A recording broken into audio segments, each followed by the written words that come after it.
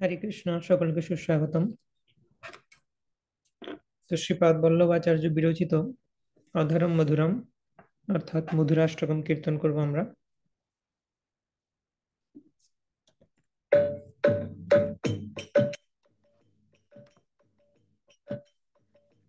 অধরম মধুরম বদনম মধুরম নয়নম মধুরম হাসিতম মধুরম।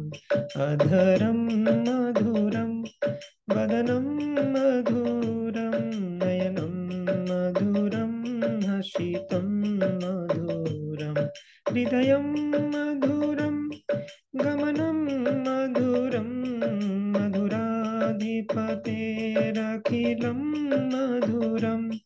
हृदयं मधुरं गमनं मधुरं मधुराधिपतेरखिलं मधुरं। वचनं मधुरं चरितं मधुरं वचनं मधुरं बलितं मधुरं। वचनं मधुरं चरितं मधुरं वचनं मधुरं बलितं मधुरं। चलितं मधुरं भ्रमितं मधुरं मधुराधिपतेरखिलं मधुरं। चलितं मधुरं भ्रमितं मधुरं मधुराधिपतेरखिलं मधुरं। रेणुर्मधुरो रेणुर्मधुरा पानीर्मधुरा पादो मधुरा। रेणुर्मधुरुर् रेणुर्मधुरा पानी मधुरा पादो मधुरा। नृत्यं मधुरं सख्यं मधुरं मधुराधिपतेरखिलं मधुरं। नृत्यं मधुरं सख्यं मधुरं मधुराधिपतेरखिलं मधुरं। गीतं मधुरं पीतं मधुरं भुक्तं मधुरं सुक्तं मधुरं। गीतं मधुरं पीतं मधुरं भुक्तं मधुरं सुक्तं मधुरं। रूपं मधुरं तिलकं मधुरं मधुराधिपतेरखिलं मधुरं। रूपं मधुरं तिलकं मधुरं मधुराधिपतेरखिलं मधुरं। कर्णं मधुरं तरणं मधुरं हरणं मधुरं रमणं मधुरं। कर्णं मधुरं तरणं मधुरं हरणं मधुरं रमणं मधुरं। वमितं मधुरं शमितं मधुरं मधुराधिपतेरखिलं मधुरं। वमितं मधुरं शमितं मधुरं मधुराधिपतेरखिलं मधुरं। गुञ्जा मधुरा माला मधुरा यमुना मधुरा वीची मधुरं। गुञ्जा मधुरा माला मधुरा यमुना मधुरा वीची मधुरं। शैलं मधुरं कमलं मधुरं मधुराधिपतेरखिलं मधुरं। शैलं मधुरं कमलं मधुरं मधुराधिपतेरखिलं मधुरं। गोपी मधुरा लीला मधुरा युक्तं मधुरं गुप्तं मधुरं। गोपी मधुरा लीला मधुरा युक्तं मधुरं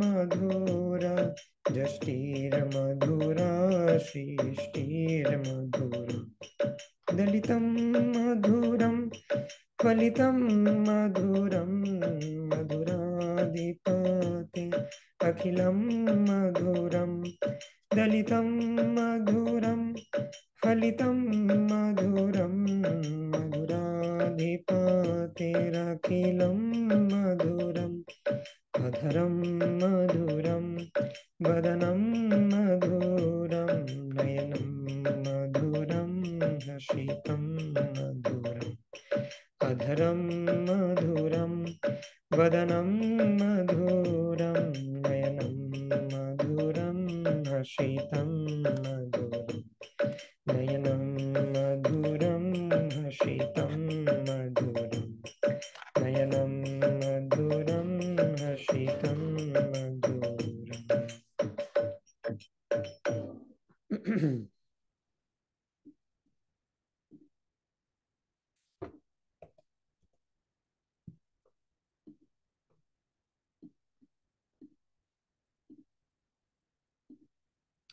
ओमज्ञानतिमिरान्धस्य ज्ञानाञ्जनशलाकया चक्षुरुन्मीलितं येन तस्मै श्रीगुरवे नमः। श्रीचैतन्यमनोभीष्टं स्थापितं येन भूतले स्वयं रूप कदा मह्यं ददाति स्वपदान्तिकं।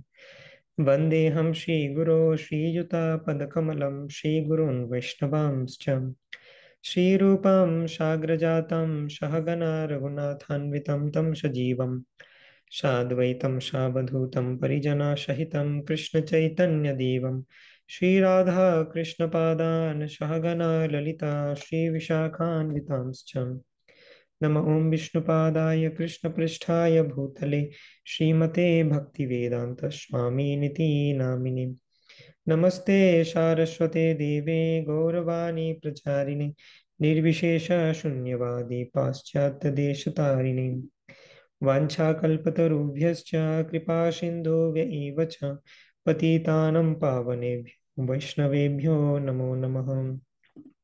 नमो महावदन्याय कृष्णप्रेमप्रदायते कृष्णाय कृष्णचैतन्य नाम्ने गौरतिषे नमः। पञ्चतत्त्वात्मकं कृष्णं भक्तरूपस्वरूपकं भक्तावतारं भक्ताख्यं नमामि भक्तशक्तिकम्। हे कृष्ण करुणा सिन्धो दीनबन्धो जगत्पते गोपेश गोपिका कान्त राधा कान्त नमोऽस्तु ते। तप्त कांचन गौरांगी राधे वृंदावनेश्वरी वृषभानुसुते देवी प्रणमामि हरिप्रिये। नीलाचल निवासाय नित्याय परमात्मने बलभद्र सुभद्राभ्यां जगन्नाथाय ते नमः। जय श्री कृष्ण चैतन्य प्रभु नित्यानंद श्री अद्वैत गदाधर शिवासादि गौर भक्त वृंद। हरे कृष्णा कृष्ण कृष्ण हरे हरे हरे राम राम राम हरे हरे।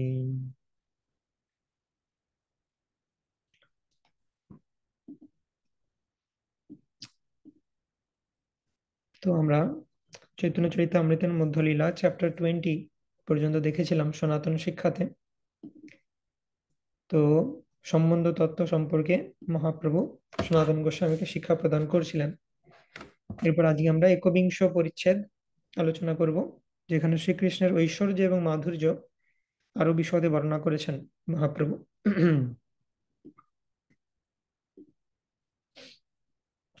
अगत्येक गतिं नत्वां हीनार्थधिकसाधकं श्रीचैतन्यं लिखाम्यस्य माधुर्यैশ্বর্যশীকরम्।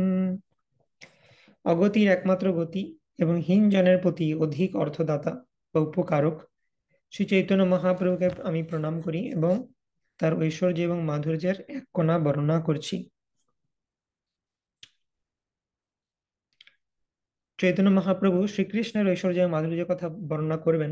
কৃষ্ণদাস কবিরাজ গোস্বামী বলছেন যে আমি মহাপ্রভুকে প্রণাম করে মহাপ্রভুর ঐশ্বর্য আর মাধুর্যের কথা বর্ণনা করছি। মানে এই চ্যাপ্টারে যার ঐশ্বর্য এবং মাধুর্যের কথা বর্ণনা করা হচ্ছে সেই শ্রীকৃষ্ণই হচ্ছেন মহাপ্রভু। जय जय श्री चैतन्य जय नित्यानंद जय द्वैत चंद्र जय गौर भक्त वृंद सर्वस्वरूपेर धाम परब्योम धामे পৃথক পৃথক বৈকুণ্ঠ সব নাহি কো গণনে শত সহস্র অযুত লক্ষ কোটি যোজন এক এক বৈকুণ্ঠের বিস্তার বর্ণন সব বৈকুণ্ঠ ব্যাপক আনন্দ চিন্ময় পারিষদ ষড়ৈশ্বর্যে পূর্ণ সব হয়। তো প্রথমে কৃষ্ণের ঐশ্বর্যের কথা বর্ণনা করছেন মহাপ্রভু। তো বলছেন যে সর্বস্বরূপের ধাম পরব্যম ধামে। পরব্যম মানে হচ্ছে যেখানে বৈকুণ্ঠ থাকে, আনলিমিটেড বৈকুণ্ঠ প্ল্যানেটস যেখানে রয়েছে সেটাকে বলা হয় পরব্যম। এবং সেখানে কত বৈকুণ্ঠ রয়েছে সেটা গণনা করে শেষ করা যাবে না। এবং এক একটা বৈকুণ্ঠ সেটা যে আবার কত বড় সেটাও বর্ণনা করা যাবে না। এক এক বৈকুণ্ঠের অনেক বিস্তার রয়েছে, তাদের পুরো ডেসক্রিপশন দেওয়া সম্ভব নয়। শত সহস্র অযুত লক্ষ কোটি যোজন বা আরো যত ভাবতে পারি তার থেকেও বেশি। এবং সমস্ত বৈকুণ্ঠে কি দেখা যাচ্ছে না, সেখানে ভগবানের বিভিন্ন পার্ষদগণ রয়েছেন এবং ভগবান ষড় ঐশ্বর্যপূর্ণ রূপে বিরাজমান। ঐশ্বর্যস্য সমগ্রস্য বীর্যস্য যশস্য শ্রিয় জ্ঞান বৈরাগ্যশ্চৈব সন্ন্যাম ভগৈতীরণা। সমগ্র ঐশ্বর্য, সমগ্র বীর্য, সমগ্র জ্ঞান, সমগ্র বৈরাগ্য, সমগ্র যশ, সমগ্র ঐশ্বর্যস্য সমগ্রস্য বীর্যস্য যশস্য শ্রী, সমস্ত শ্রী সৌন্দর্য তার মধ্যে রয়েছে। তো এইভাবে ষড়বিধ ঐশ্বর্যে পূর্ণ হয়ে বৈকুণ্ঠে বিরাজ করছেন ভগবান তার পারিষদ বর্গকে সাথে নিয়ে। তো বৈকুণ্ঠ অর্থাৎ এই যে মিডিল পোর্শন সেটার কথা হচ্ছে, একদম উপরে রয়েছে গোলক বৃন্দাবন, তারপরে মিডিলে বৈকুণ্ঠ। তো এই জায়গাটাকে বলা হয় পরব্যোম বা বৈকুণ্ঠ। তো এই বৈকুণ্ঠের মধ্যে বিভিন্ন জায়গাতে বিভিন্ন প্ল্যানেটস রয়েছে। আমরা সেটা দেখেছি যে মিডিলে রয়েছে লক্ষ্মী নারায়ণ, কোনো জায়গায় অনিরুদ্ধের প্ল্যানেট, কোনো জায়গায় বাসুদেবের প্ল্যানেট, কোনো জায়গায় মৎস্য কুর্ম ইত্যাদি অবতারদের প্ল্যানেট। তো বিভিন্ন জায়গাতে বৈকুণ্ঠের বিভিন্ন প্ল্যানেট রয়েছে এবং অসংখ্য প্ল্যানেট রয়েছে এরকম। এবং এক একটা প্ল্যানেটেরও যে ডিসক্রিপশন সেটা কমপ্লিটলি বর্ণনা করা সম্ভব নয়। তো এইভাবে অনন্ত বৈকুণ্ঠে ভগবান ঐশ্বর্য তার যে সত্তা সেটা প্রকাশ পেয়েছে। আর গোলক বৃন্দাবন হচ্ছে মাধুর্যের ধাম। তো চৈতন্য মহাপ্রভু ঐশ্বর্য দিয়ে বর্ণনা স্টার্ট করেছেন, সেজন্য বৈকুণ্ঠের বর্ণনা করছেন। অনন্ত বৈকুণ্ঠ এক এক দেশে যার, সেই পরব্যোম ধামের কি করু বিস্তার। অনন্ত বৈকুণ্ঠ পরব্যোম যার দল শ্রেণী, সর্বোপরি কৃষ্ণ লোক কর্ণিকার গুণী। এই মত ষড়ৈশ্বর্য স্থান অবতার, ব্রহ্মা শিব অন্ত না পায় জীব কোন ছাড়। এইভাবে অনন্ত বৈকুণ্ঠ, এই যে পরব্যোম, এটা বিশাল বড় জায়গা এবং এর মধ্যে ইননিউমারেবল বৈকুণ্ঠ প্ল্যানেটস রয়েছে। এই পরব্যোমের এক এক জায়গাতে এক এক বৈকুণ্ঠ প্ল্যানেট রয়েছে। তো সেই পরব্যোম ধামের আয়তন মাপা সম্ভব নয়। অনন্ত বৈকুণ্ঠ যেটা, সেটাকে দলশ্রেণী অর্থাৎ পদ্মের সাথে তুলনা করা হয়েছে। গোলক বৃন্দাবনটা যেরকম পদ্ম, বৈকুণ্ঠ সেরকম একটা পদ্মের মতো। তো এটা যদি ভালো করে দেখি আমরা গোলকের চার্টে, তাহলে দেখতে পাবো এটা পদ্মের পাপড়ির মতো রয়েছে। গোলক বৃন্দাবনটা তো পরিষ্কার বুঝতে পারছি, পদ্মের পাপড়ির মতো, পদ্মের কালারে। এই যে এগুলো এক একটা পাপড়ি।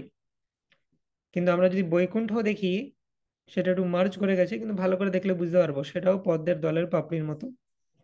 তো এটা একটা মানে লোটাস ফ্লাওয়ারের মতো, যার একদম কোরে বা যেখানে মকরন্দ রয়েছে সেইখানে লক্ষ্মী নারায়ণ রয়েছে। এবং সেই পদ্মের বিভিন্ন জায়গাতে যে বিভিন্ন পাপড়ি রয়েছে সেগুলোতে বিভিন্ন বৈকুণ্ঠ প্ল্যানেট এইভাবে সজ্জিত রয়েছে পরব্যোমে বৈকুণ্ঠ প্ল্যানেটগুলি। এই মতো ষড়ৈশ্বর্য স্থান অবতার, ব্রহ্মা শিব অন্ত না পায় জীব কোন ছাড়। এই পরব্যোম তার যে ঐশ্বর্য ব্রহ্মা শিব পর্যন্ত বুঝতে পারে না, তাহলে সাধারণ জীব হয়ে আমরা কি করে বুঝতে পারবো। আমাদের পক্ষে বোঝা সম্ভব নয়।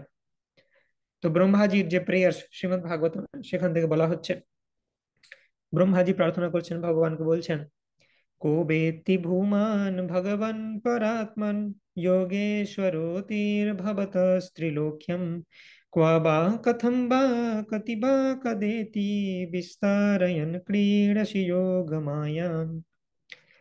হে ভূমান, হে ভগবান, হে পরাত্মন, হে যোগেশ্বর, এ ত্রিভুবনে তোমার লীলা কোথায়, কিভাবে যোগমায়াকে বিস্তার করে কখন যে তুমি কি লীলা করো কেউ বুঝতে পারে না।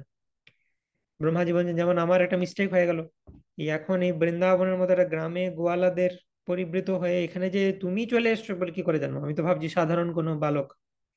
তো কখন যে কোথায় তুমি চলে যাচ্ছ আর কোথায় যে কি লীলা করছো, সেটা বোঝা আমার পক্ষে ডিফিকাল্ট। তো ব্রহ্মার পক্ষেও ভগবানের লীলা বোঝা ডিফিকাল্ট, না আমাদের মতো জীবদের কি কথা। এই মতো কৃষ্ণের দিব্য সদ্গুণ অনন্ত, ব্রহ্মা শিব সনকাদি না যায় যার অন্ত। এইভাবে শ্রীকৃষ্ণের দিব্য গুণাবলী অনন্ত, ব্রহ্মা শিব সনকাদি, সনকাদি মানে ব্রহ্মার যে চতুষ্কুমার, তারাও এদের অন্ত খুঁজে পান না। আবার বলা হচ্ছে ব্রহ্মার প্রেয়ার্স কোট করে, गुणात्मनस्तेऽपि गुणान् विमातुं हेतावतीर्न शक्येच्चिरेषां कालेन यैर्वा विमिताशु कल्पे भूपाংশবকে মিহিকাদ্যুভাসম। তো ব্রহ্মাজি বলছেন, হে পরমেশ্বর ভগবান, আপনি গুণাত্মন, মানে সমস্ত গুণের আধার আপনি। আপনার গুণ কে গুনতে পারে? আপনার শ্রীকৃষ্ণ যে কত লীলা করেছেন আর শ্রীকৃষ্ণের যে কত গুণ রয়েছে, সেটা গুণে শেষ করা সম্ভব নয়। তো ব্রহ্মাজি একটা সুন্দর অ্যানালজি দিচ্ছেন, বলছেন, কালেন জেরবা বিমিতাহ সুকল্পের ভূপাং সবক্ষে মিহিকাদ্দু ভাষা। মানে যে বিভিন্ন বড় বড় সায়েন্টিস্টরা রয়েছেন, কালে না মানে কালের প্রভাবে, মানে তাদেরকে যদি তুমি সাফিসিয়েন্ট টাইম দিয়ে দাও, যে রেটে তারা এগোচ্ছে, তারা হয়তো কোনোদিন এই ব্রহ্মাণ্ডে কত অ্যাটম আছে, কত পরমাণু আছে, সেটাও গুণে দিতে পারবে, যেটা একটা হিউমাঙ্গাস টাস্ক। ব্রহ্মাণ্ড মানে শুধু পৃথিবী নয়, যত বিভিন্ন আরো সোলার সিস্টেম রয়েছে, আরো প্ল্যানেটস রয়েছে, সব মিলিয়ে গোটা ব্রহ্মাণ্ডে কত আহ পরমাণু রয়েছে, সেইটাও দরকার হলে, মানে তাদেরকে যদি সাফিসিয়েন্ট টাইম দেওয়া হয়, জড়জগতের বিজ্ঞানীরা সেটা বের করে দেবে। কিন্তু তোমার যে অনন্ত রূপ আর গুণ, সেটা কিন্তু কেউ কোনোদিন গুণে শেষ করতে পারবে না। সুনিপুণ বৈজ্ঞানিকেরা ভূমির রেণুকণা, মানে কত রেণু আছে, বালি রয়েছে, আকাশের হিমকণা, নক্ষত্রাদি কত নক্ষত্র রয়েছে, এগুলো সব গণনা করতে পারে, তাদেরকে যদি সাফিসিয়েন্ট টাইম দিয়ে দেওয়া হয়। তাদের মধ্যে জগতের কেউ বা হিতের নিমিত্ত অবতীর্ণ, মানে ভগবান সবার ভালোর জন্য অবতার গ্রহণ করেন। এবং অনন্ত গুণ এবং রূপ যে তুমি, সেই তোমার সকল গুণ গণনা করতে সমর্থ হয়। কোয়েশ্চেন করছে মানে কেউ সমর্থ হয় না, এটা ব্রহ্মাজি বলতে চাইছেন। তো এভাবে ব্রহ্মা বলছেন, আমি তো দূরের কথা, কেউই তোমার কোনো যে আনলিমিটেড কোয়ালিটিস রয়েছে, তোমার যে অনন্ত গুণ রয়েছে, সেটা কেউ বর্ণনা করতে পারে না। ব্রহ্মাদিরহু সহস্র বদনে অনন্ত, নিরন্তর গায়ে মুখে না পায় গুণের অন্ত। তা আমি তো কোন ছাড় সামান্য জীব, তো অনন্ত শেষ যিনি, যার উপর বলরামের আবেশ রয়েছে, বলরাম তো তোমার সব থেকে প্রথম এক্সপানশন, তার থেকে ভালো কে জানবে তোমার কোয়ালিটি? বলরামের থেকে ভালো তো কেউ জানবে না। তো তার আবেশ যার মধ্যে রয়েছে, সেই অনন্ত তার হাজার মুখ দিয়ে তোমার গুণকীর্তন করছেন, কিন্তু তা সত্ত্বেও তোমার গুণের সীমা সে প্রাপ্ত হয় না। আমি ব্রহ্মা, তোমার অগ্রজ সমস্ত মুনিরা মায়াধীশ পুরুষের অন্ত জানতে পারি না, অপরে কি করে জানবে? সহস্রবদন অনন্ত দেব তার গুণাবলী কীর্তন করতে করতে আজ পর্যন্ত সীমা খুঁজে পাননি।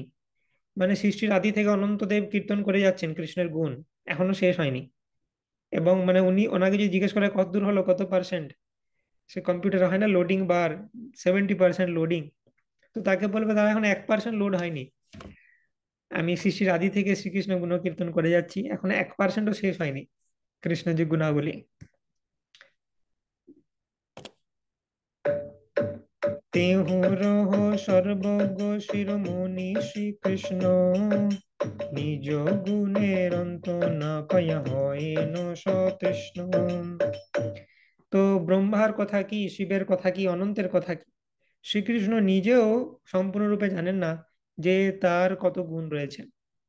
আপনি অনন্ত, সেই জন্য দেবতারা আপনার অন্ত খুঁজে পাননি, আপনিও আপনার গুণের অন্ত পান না।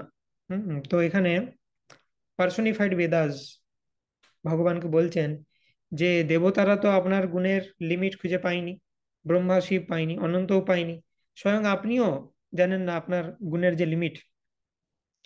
আমরা দেখেছিলাম যে ভগবানের বিভিন্ন প্রকার শক্তি রয়েছে, ইচ্ছা শক্তি, জ্ঞান শক্তি, ক্রিয়া শক্তি। ইচ্ছা শক্তি ভগবান শ্রীকৃষ্ণ কন্ট্রোল করেন, জ্ঞান শক্তি কন্ট্রোল করেন বাসুদেব, এবং ক্রিয়া শক্তি বলদেব। তো বাসুদেব তিনি এই বা জ্ঞান শক্তির প্রভাবে কৃষ্ণ জানতে পারেন যে আমার কি কি প্রপার্টি রয়েছে। যেমন একজন কোটিপতি, তার প্রপার্টি প্রত্যেক দিনই বাড়ছে, আর একজন তার অ্যাকাউন্টেন্ট এসে প্রত্যেক দিন বলে দিয়ে যায় যে আজকে এতগুলো ফ্যাক্টরি কেনা হলো, আজকে আপনার যে ধন সেটা এতটা বাড়লো। হ্যাঁ, এরকম একটা রোজ তাকে জানিয়ে দিয়ে যায় যে আপনার এখন কারেন্ট প্রপার্টি কত আছে।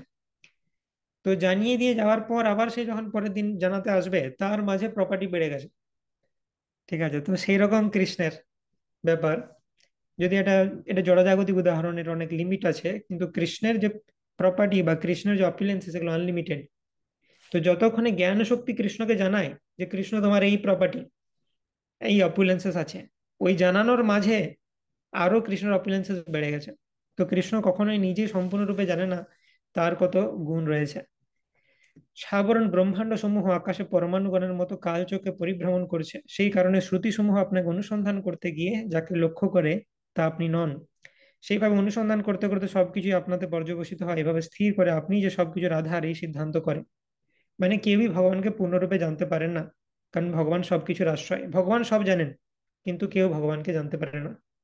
বেদাহম সমতীতানি বর্তমানানি চ অর্জুনা, ভবিষ্যানি চ ভূতানি মাম তু বেদনা কশ্চন।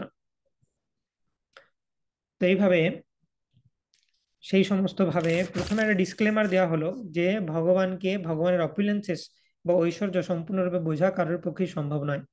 ব্রহ্মা, শিব, অনন্ত কেউই জানতে পারে না, এমনকি কৃষ্ণ নিজে জানে না, তো আমরা কি করে জানবো।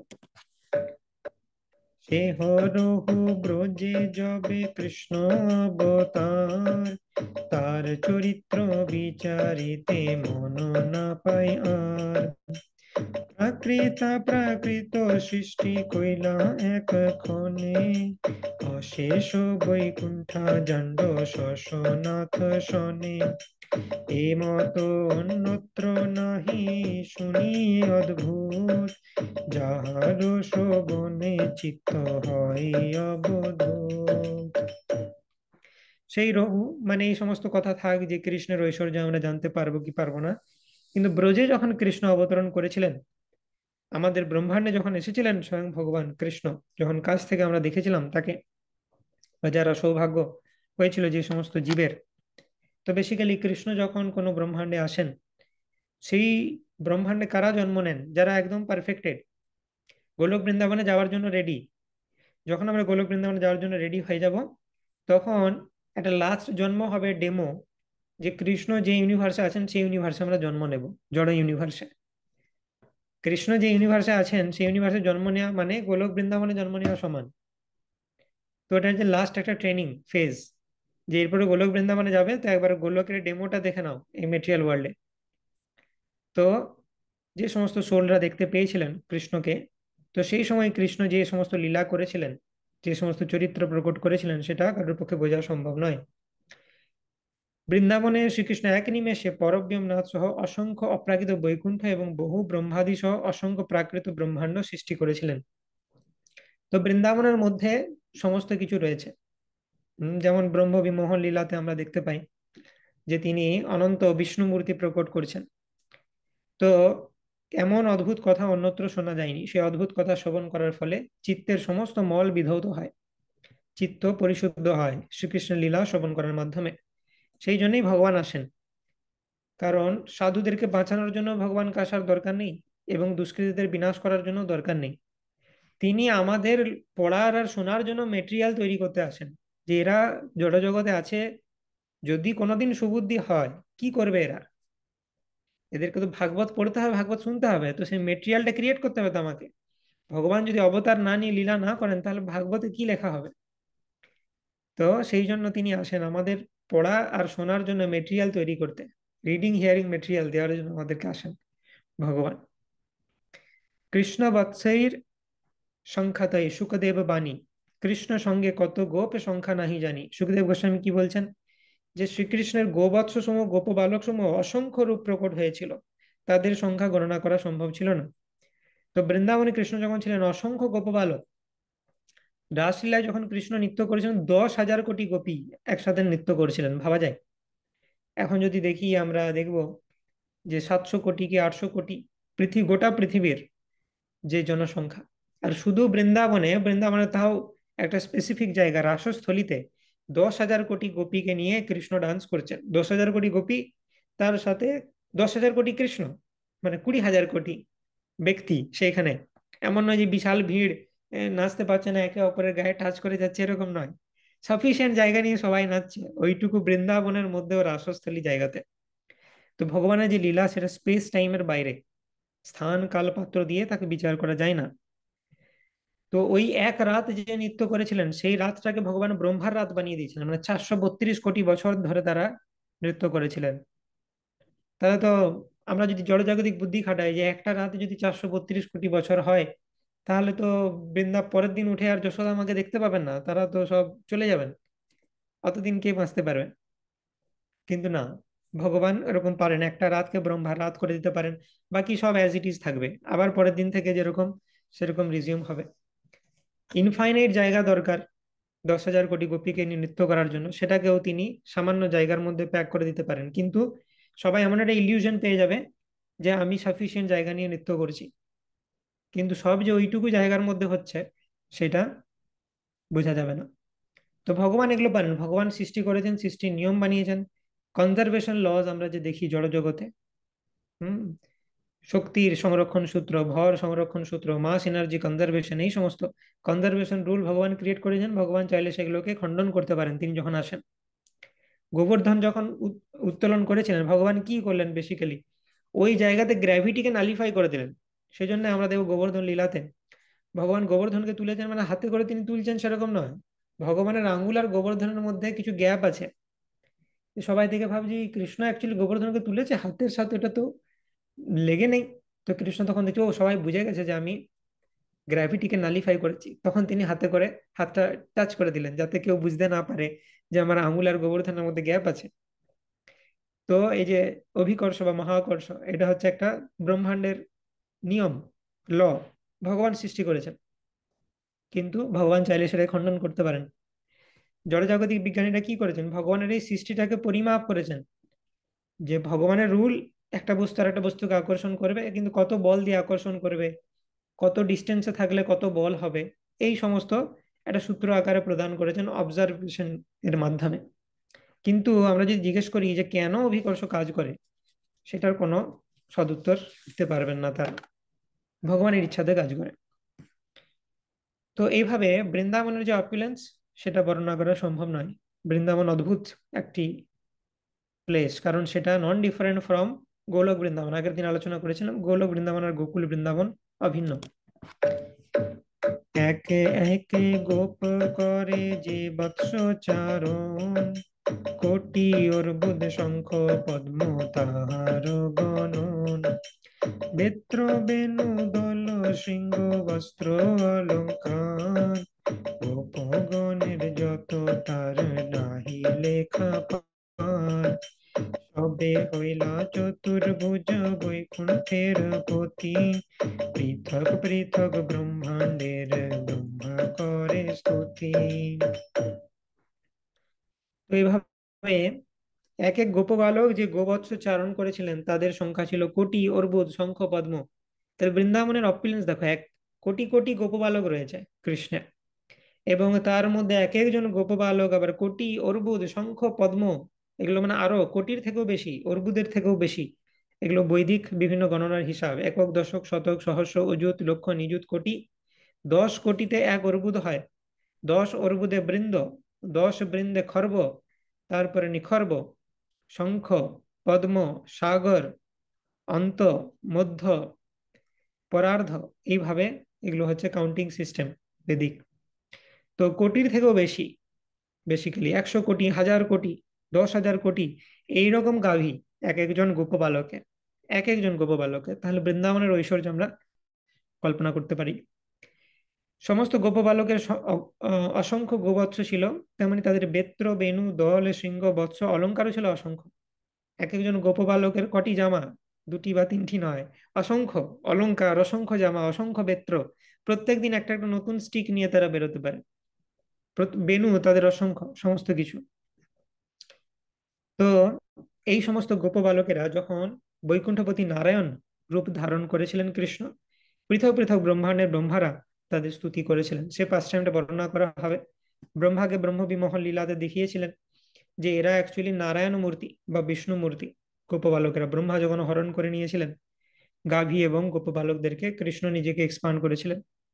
এবং ব্রহ্মাকে আরেকবার শিক্ষা দেওয়ার জন্য বহু ব্রহ্মাকে রেখেছিলেন কৃষ্ণ একসাথে। সেই পাঁচ টাইমটা এখানে আসবে কিছুক্ষণ পরে। এক কৃষ্ণ দেহ হইতে সবার প্রকাশে, ক্ষণেকে সবাই সেই শরীরে প্রবেশে। ইহা দেখি ব্রহ্মা হইল মোহিত বিস্মিত, স্তুতি করি এই পাছে করিলা নিশ্চিত। তো ব্রহ্ম বিমোহন লীলার সময় ব্রহ্মা যখন চুরি করে নিয়েছিলেন গোপবালক গাভীদেরকে, কৃষ্ণ নিজেকে এক্সপান্ড করলেন।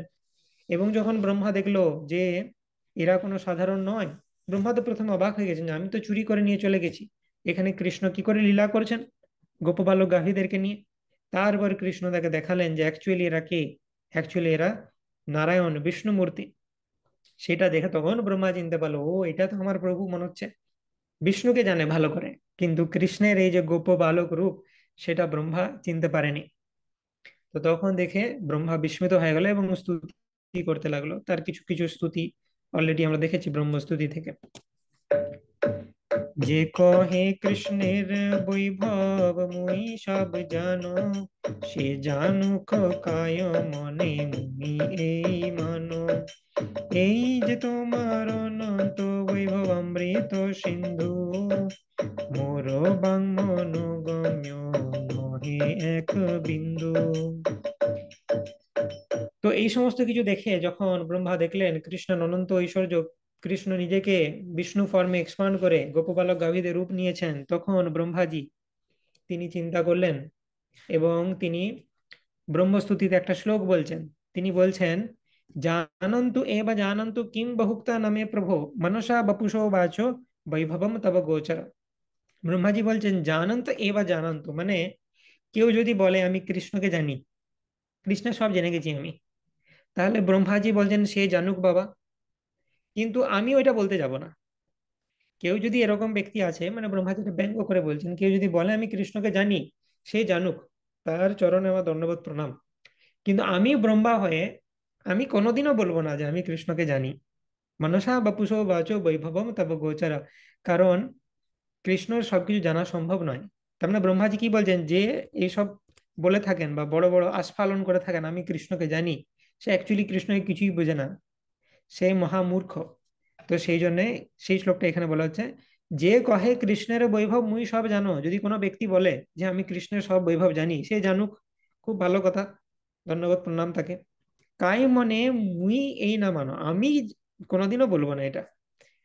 এই যে তোমার অনন্ত বৈভব অমৃত সিন্ধু, মোর বাং মনোগম্য নহে এক বিন্দু। আমার কথা দিয়ে বা আমার মন দিয়ে মনস বপুষ বাচ বৈভবম তব গোচর, সেটা আমি কখনোই বুঝতে পারবো না। কাই মনো বাক্যে আমি কখনোই তোমার এই লীলা, তার যে রহস্য সেটা বুঝতে পারবো না। সেই কারণেই তো ভগবান বলেছেন, জন্ম কর্ম চমে দিব্যম এবম ইয়ো বেত্তি তত্ত্বতা ত্যক্তা দেহম পুনর্জন্ম নৈতি মামেতি অর্জুনা। যে আমার জন্মকর্ম জানে, Bhagwan is very tricky. Krishna Krishna গীতাতে বলছেন, ও তুমি আমার ধামে আসতে চাও, ভেরি সিম্পল, কিছুই না। এই যে আমি যে জন্মকর্ম করছি, জাস্ট এটা ভালো করে বুঝে নাও। এটা যদি তুমি ভালো করে বুঝে নিতে পারো, তাহলে তুমি আমার ধামে চলে আসবে। যে মূর্খ ব্যক্তি হবে, ও এই ব্যাপার, তো ভাগবত পড়বো, বুঝে যাবো ভগবান কখন জন্মেছিল, কি হয়েছিল, বাস, তাহলে আমি ভগবত ধামে যেতে পেরে যাব। কিন্তু তার মাধ্যমে ভগবান যে কি বলতে চাইছেন সেটা মূর্খ জীব বুঝতে পারবে না। ভগবানের জন্ম কর্ম কারোর পক্ষে বোঝা সম্ভব নয়, ইভেন ব্রহ্মার পক্ষে বোঝা সম্ভব নয়। তো জন্মকর্ম চমে দিব্যম এবং ইয় ব্যতি তৎপতা, মানে কৃষ্ণের জন্মকর্ম যে তত্ত্বত রূপে জানতে পারে। কৃষ্ণের জন্মকর্মকে তত্ত্বত রূপে জানা মানে কি? জানা মানে হচ্ছে এইটি বুঝতে পারা যে আমি কোনোদিন বুঝতে পারবো না, দিয়ে হাম্বল হওয়া। ওই হিউমিলিটি যখন তার মধ্যে আসবে তখন সে ভগবানের ধামে যেতে পারবে। ভগবান যে গীতায় বলছেন জন্মকর্ম জমে দিব্যম, আমার জন্মকর্ম তুমি বুঝে নাও, জেনে নাও ভালো করে, বাস চলে এসো আমার ধামে। এটা অত সোজা কথা নয়। এটার মানে হচ্ছে যে বহু স্টাডি করার পর, বহু বৈষ্ণব চরণে সেবা করার পর তুমি বুঝতে পারবে একদিন যে আমি কোনোদিনই কৃষ্ণের জন্মকর্ম বুঝতে পারবো না। তখন তুমি নিজেকে গরু গাধার মতো, রূপ সনাতন যেরকম মহাপ্রভুর চরণে আত্মসমর্পণ করে সেই রকম করবে। এবং সেই মুড যখন তোমার আসবে তখন তুমি ভগবানের ধামে যাওয়ার জন্য রেডি হবে। কৃষ্ণের মহিমা রোহকে বাতার গাতা, বৃন্দাবন স্থানের দেখো আশ্চর্য বিভূতা। 16 ক্রোশ বৃন্দাবন শাস্ত্রের প্রকাশে, আর এক দেশে বৈকুণ্ঠ জন ঘন ভাসে। তো বৃন্দাবনের, বলছি কৃষ্ণের মহিমা এখন দূরে থাক, আগে আমরা চোখের সামনে যেটা দেখতে পাচ্ছি বৃন্দাবন ধাম, সেটাও যদি ঐশ্বর্য দেখি, সেটাই বা কে জানতে পারে। 16 ক্রোশ এমনিতে বা 32 মাইল বৃন্দাবনের আয়তন, কিন্তু তথাপি তার এক কোণায় সমস্ত বৈকুণ্ঠ লোক, সমস্ত ব্রহ্মাণ্ড বৃন্দাবনের একটা কণার মধ্যে রয়েছে। চিন্তামণি প্রকর সদ্মসু কল্পবৃক্ষ, বৃন্দাবনের এক একটা ধূলিকণা হচ্ছে চিন্তামণি, সেইটা অনন্ত ব্রহ্মাণ্ড এবং অনন্ত বৈকুণ্ঠ তার মধ্যে চলে আসবে। বৃন্দাবনের এতটাই মাহাত্ম্য। তা একটু আগে আমরা দেখলাম যে পরব্রহ্মের আয়তন কে মাপতে পারবে, এত বৈকুণ্ঠ গ্রহ, সেটা বৃন্দাবনের একটা কণা হয়ে পড়ে থাকে বৃন্দাবনে। অপার ঐশ্বর্য কৃষ্ণের নাহিক গণন, শাখা চন্দ্র ন্যায় করি দিক দর্শন। আবার একই জিনিস বলা হচ্ছে যে এগুলো হচ্ছে খুব এক্সল্টেড জিনিস। শাখা চন্দ্র ন্যায় মানে আশা করি বুঝতে পারছি। তো এগুলো বর্ণনা করা সম্ভব নয়, কিন্তু আমি জাস্ট কিছু জড়জাগতিক কথার মাধ্যমে, উপমার মাধ্যমে বোঝানোর চেষ্টা করছি এই জিনিসটাকে। ঐশ্বর্য কহিতে স্ফুরিল ঐশ্বর্য সাগর, মনেন্দ্রিয় ডুবিলা প্রভু হইলা ফাপর। তো কৃষ্ণের অপ্রাকৃত ঐশ্বর্য বর্ণনা করতে করতে চৈতন্য মহাপ্রভুর মন ঐশ্বর্যের সমুদ্রে স্ফুরিত হলো এবং তার মন ইন্দ্রিয় ঐশ্বর্য সমুদ্রে নিমজ্জিত হলো। তখন তিনি বিচলিত হয়ে পড়লেন এবং ভাগবতের একটা শ্লোক পড়ছেন মহাপ্রভু। মহাপ্রভু সনাতন গোস্বামীকে ঐশ্বর্য বর্ণনা করছেন এখন। ভাগবতের এই শ্লোক পড়িলা আপনে, অর্থ আস্বাদিতে সুখে করেন ব্যাখ্যানে। শয়ন্ত্য সম্যাতি স্ত্রয়দীশ, স্ত্রয়দীশ স্বরাজ্য লক্ষ্মাপ্ত সমস্ত কামম, বলিম হরদ্ভিশ্চিরলোকপাलै কিরীটকোটিড়িত পাদপীঠম। তিনি স্বয়ং ব্রহ্মা বিষ্ণু শিবের অধীশ্বর, সেই জন্য ভগবানকে ত্রয়োধীশ বলা হয়। ত্রয় অধীশ, তিনের অধীশ। ভগবান সবকিছুই তিনের অধীশ, তিন গুণের অধীশ্বর। ব্রহ্মা বিষ্ণু শিবের অধীশ্বর, তিন পুরুষ অবতারের অধীশ্বর, ত্রিজগতের অধীশ্বর। তো ভগবান সবকিছুই তিনের অধীশ্বর, সেটার জন্য তাকে ত্রয়োধীশ বলা হয়। তিনি অসমর্থ, তার থেকে, তার সমান বা তার থেকে উঁচু কেউ নেই। তিনি পরম চিদানন্দ স্বরূপ শক্তির দ্বারা সমস্ত ঈপ্সিত বস্তু প্রাপ্ত হয়েছেন। ব্রহ্মা রুদ্র আদি লোকপালরা তার পুজো দিতে এসে তার শ্রী পাদপদ্মের বন্দনা করতে গিয়ে তাদের মস্তকে শোভিত কোটি কোটি মুকুট তার পাদপদ্মে স্পর্শ করেছেন। তো যখন ভগবান, ভগবানকে প্রণতি নিবেদন করার জন্য কোটি কোটি ব্রহ্মা আর কোটি কোটি রুদ্র আসে, তারা এসে ভগবানের সামনে যখন ওবিসেন্সেস পে করে বা নমস্কার করে, তো তখন কি হয়, তারা সজোরে তাদের মাথাটাকে ভূমিতে হিট করে নমস্কার করার সময়। কোটি কোটি ব্রহ্মা আর কোটি কোটি শিব যদি এসে তাদের মুকুট মাটিতে লাগে, তো গোটাটা যে ঝনঝন ঝনঝন শব্দ হবে, সেইটার কথা বলা হচ্ছে। কিরীট কোটি ইড়িত পাদপীঠ। তো কৃষ্ণের যে পাদপদ্ম, সেখানে কোটি কিরিট তারা তাদের মস্তক দিয়ে ভগবানকে নমস্কার করছেন। পরম কৃষ্ণ, পরম ঈশ্বর কৃষ্ণ স্বয়ং ভগবান, তাতে বড় তার সম কেহ নাহি আন। পরমেশ্বর ভগবান কৃষ্ণ, তার থেকে বড় আর কেউ নেই। ঈশ্বর পরম কৃষ্ণ সচ্চিদানন্দ বিগ্রহ অনাদিরাদির গোবিন্দম সর্ব কারণ কারণম। ব্রহ্মা বিষ্ণু হর এই সৃষ্টাদি ঈশ্বর, তিনি আজ্ঞাকারী কৃষ্ণের কৃষ্ণ অধীশ্বর। তো ব্রহ্মা বিষ্ণু এবং শিব, এরা তিনটি গুণবতা এবং তিনজন আজ্ঞাকারী দাস কৃষ্ণের। কৃষ্ণ হচ্ছেন অধীশ্বর। একলে ঈশ্বরে কৃষ্ণ আর সব ভৃত্য, যারে জয়ছে না চাই সে তৈছে করে নিত্য। কৃষ্ণ হচ্ছে অধীশ্বর, বাকি সবাই হচ্ছে ভৃত্য। সৃজামি তন্নিযুক্তোऽয়ং হরো হরতি তদ্বশ, বিশ্বম পুরুষ রূপেণ পরিপাতি ত্রিশক্তিধৃক্। ব্রহ্মা বললেন, পরমেশ্বর ভগবান শ্রী হরির দ্বারা নিযুক্ত হয়ে আমি সৃষ্টি করি এবং তারই আদেশে শিব সংহার করেন। ত্রিগুণময়ী মায়া নিয়ন্তা শ্রী হরি পুরুষ রূপে সমস্ত বিশ্বকে পালন করছেন। বাকি আমরা ব্রহ্মা এবং শিব, আমরা ভগবানের আজ্ঞাবহ দাস। এ সামান্য ত্রয়োধীশের শূন্য অর্থ আর, জগত কারণ তিন পুরুষ অবতার। তো ত্রয়োধীশ কথাটার অর্থ বর্ণনা করা হচ্ছে।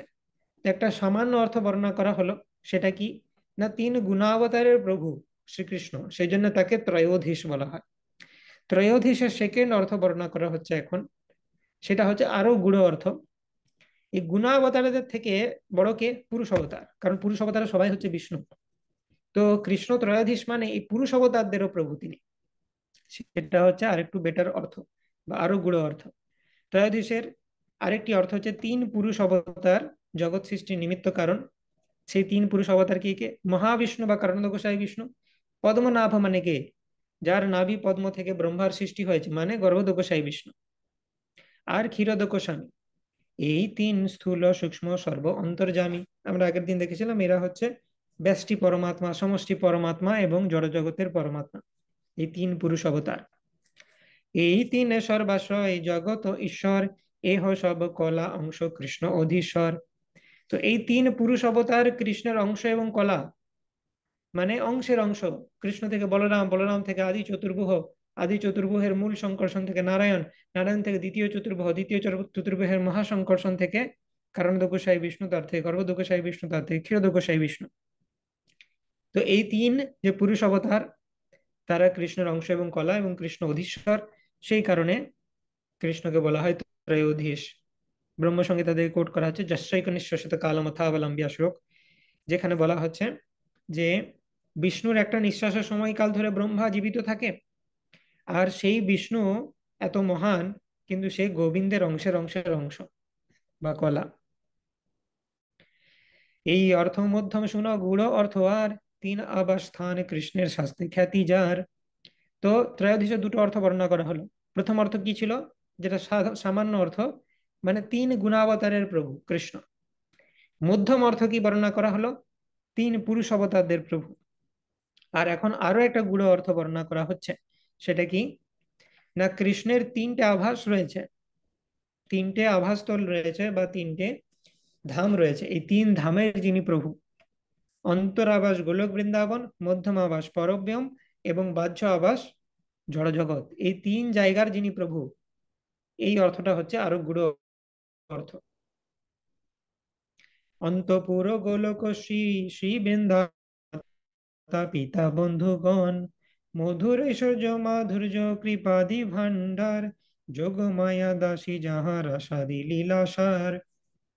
তো কৃষ্ণের যে তিনটে ধাম, তার মধ্যে গোলক বৃন্দাবনটা কিরকম না, সেইখানে সেটা হচ্ছে ভগবানের অন্তঃপুর, মানে একদম নিজের বাড়ি।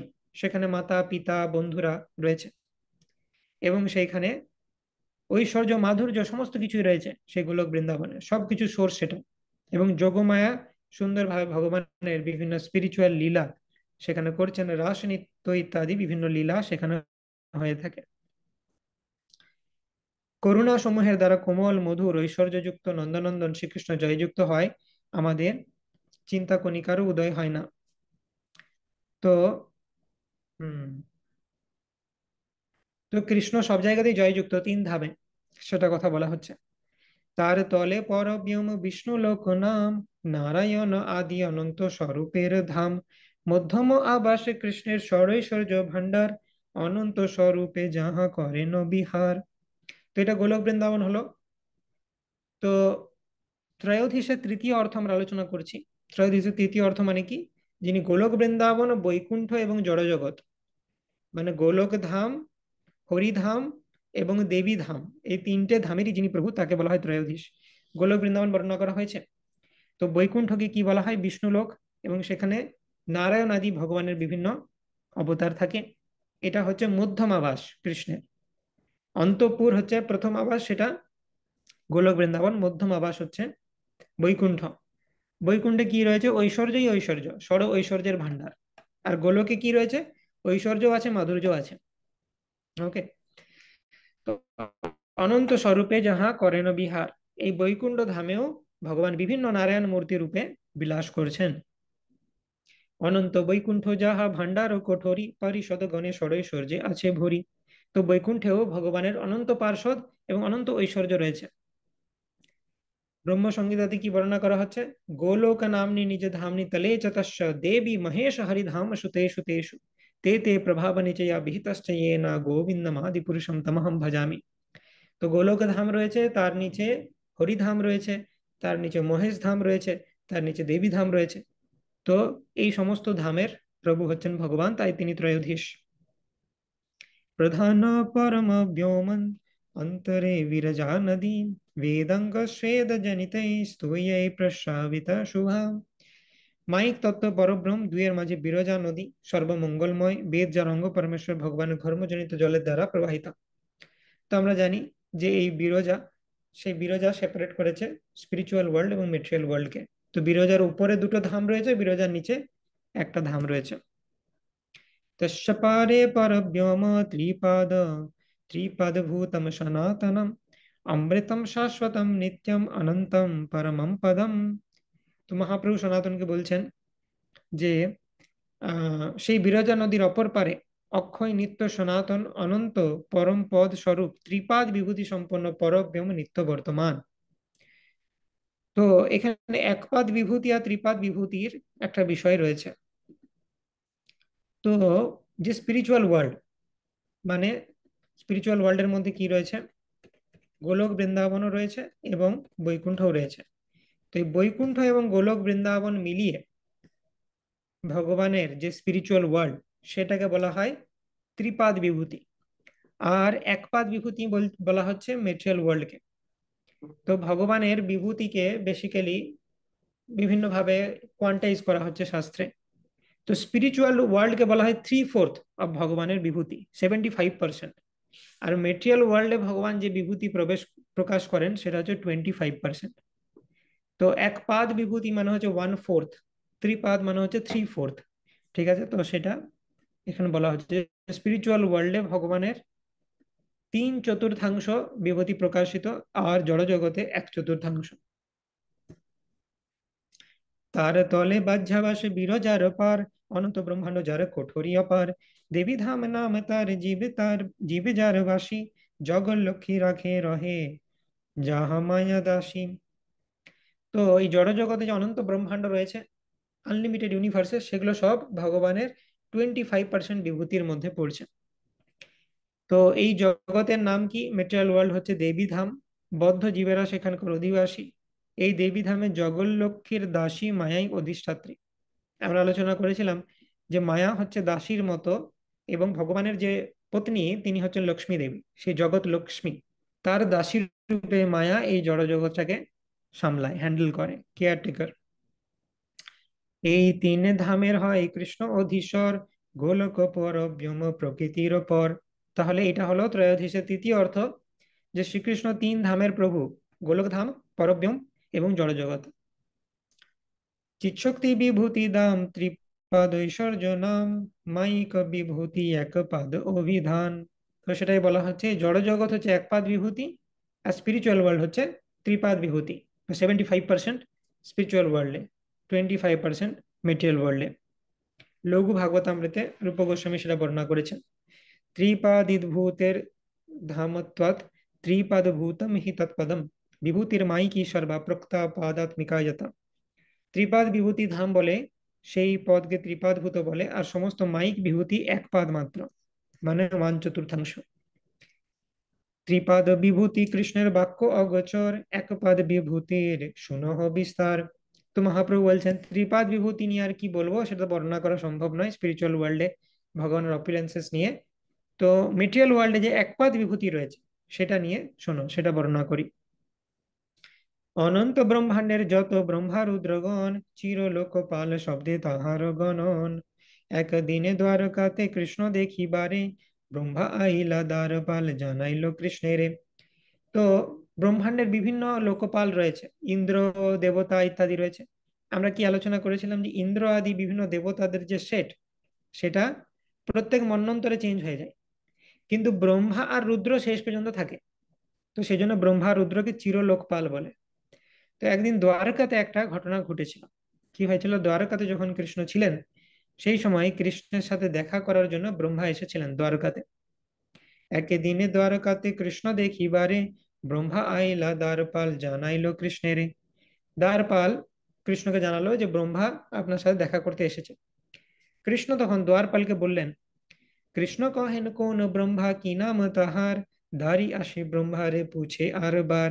কৃষ্ণ তখন গেটকিপারকে বললেন, কোন ব্রহ্মা এসছে আমার সাথে দেখা করতে, কি নামটা? গেটকিপার তখন ব্রহ্মার কাছে গিয়ে বললেন যে ভগবান জিজ্ঞেস করছেন যে আপনি কোন ব্রহ্মা আর আপনার নাম কি। তো তখন ব্রহ্মাজি একটু অবাক হলেন যে এই ব্রহ্মাণ্ড তো আমিই ব্রহ্মা, একটাই তো ব্রহ্মা, আবার কৃষ্ণ আমাকে চিনতে পারছে না, ব্রহ্মা বললে চিনতে পারছে না, আবার নাম বলতে হবে। বিস্মিত হইয়া ব্রহ্মা দারিকে কহিলা, কহ গিয়া সনক পিতা চতুর্মুখ আইলা। বলছে ও আচ্ছা এরকম বলছেন কৃষ্ণ, ঠিক আছে গিয়ে বলো যে সনকের বাবা চতুর্মুখ ব্রহ্মা এসেছেন। সনক সনাতন সনন্দন সনত কুমার চতুষ কুমার তার পিতা। কৃষ্ণ জানাইয়া দারি ব্রহ্মারে লইয়া গেলা, কৃষ্ণের চরণে ব্রহ্মা দণ্ডবত কইলা।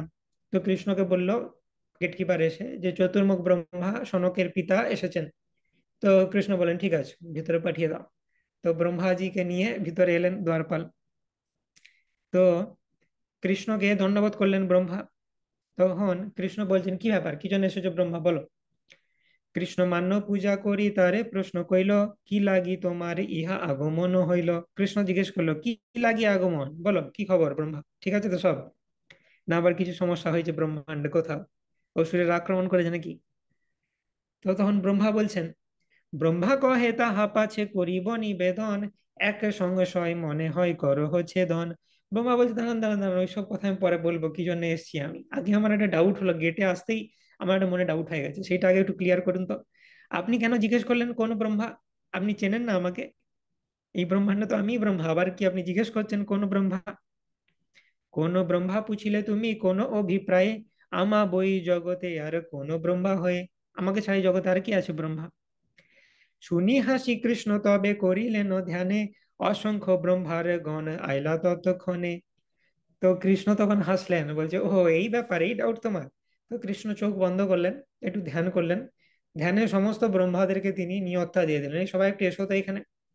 সমস্ত ব্রহ্মা, যত কোটি কোটি ব্রহ্মাণ্ডের ব্রহ্মা সবাই দ্বারকাতে এসে হাজির হয়ে গেলেন।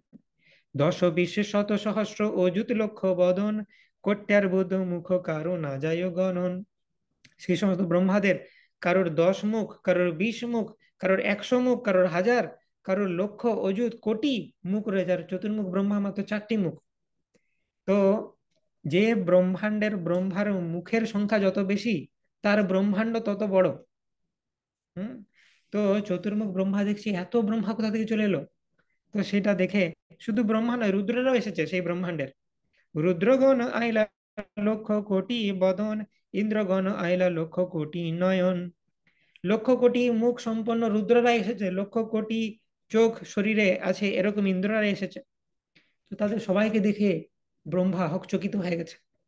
এবং কৃষ্ণের মায়া শক্তি এরকম যে এই যে বাকি ব্রহ্মাণ্ডের ব্রহ্মারা এসেছে, তারা নিজেরা একে অপরকে দেখতে পাচ্ছে না, একমাত্র চতুর্মুখী ব্রহ্মা তিনি বাকি সবাইকে দেখতে পাচ্ছেন।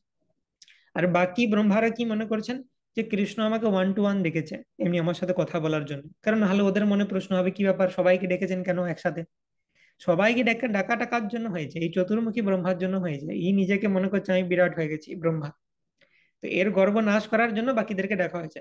তো কৃষ্ণের মায়া শক্তি কতটা স্পেসিফিক কাজ করে, শুধু চতুর্মুখী ব্রহ্মা বাকিদের সবাইকে দেখতে পাচ্ছে, বাকিরা সবাই পাশাপাশি রয়েছে, কিন্তু কেউ কাউকে দেখতে পাচ্ছে না, সবাই দেখতে পাচ্ছে কৃষ্ণকে। তো কৃষ্ণের মায়া শক্তি এইভাবে কাজ করে।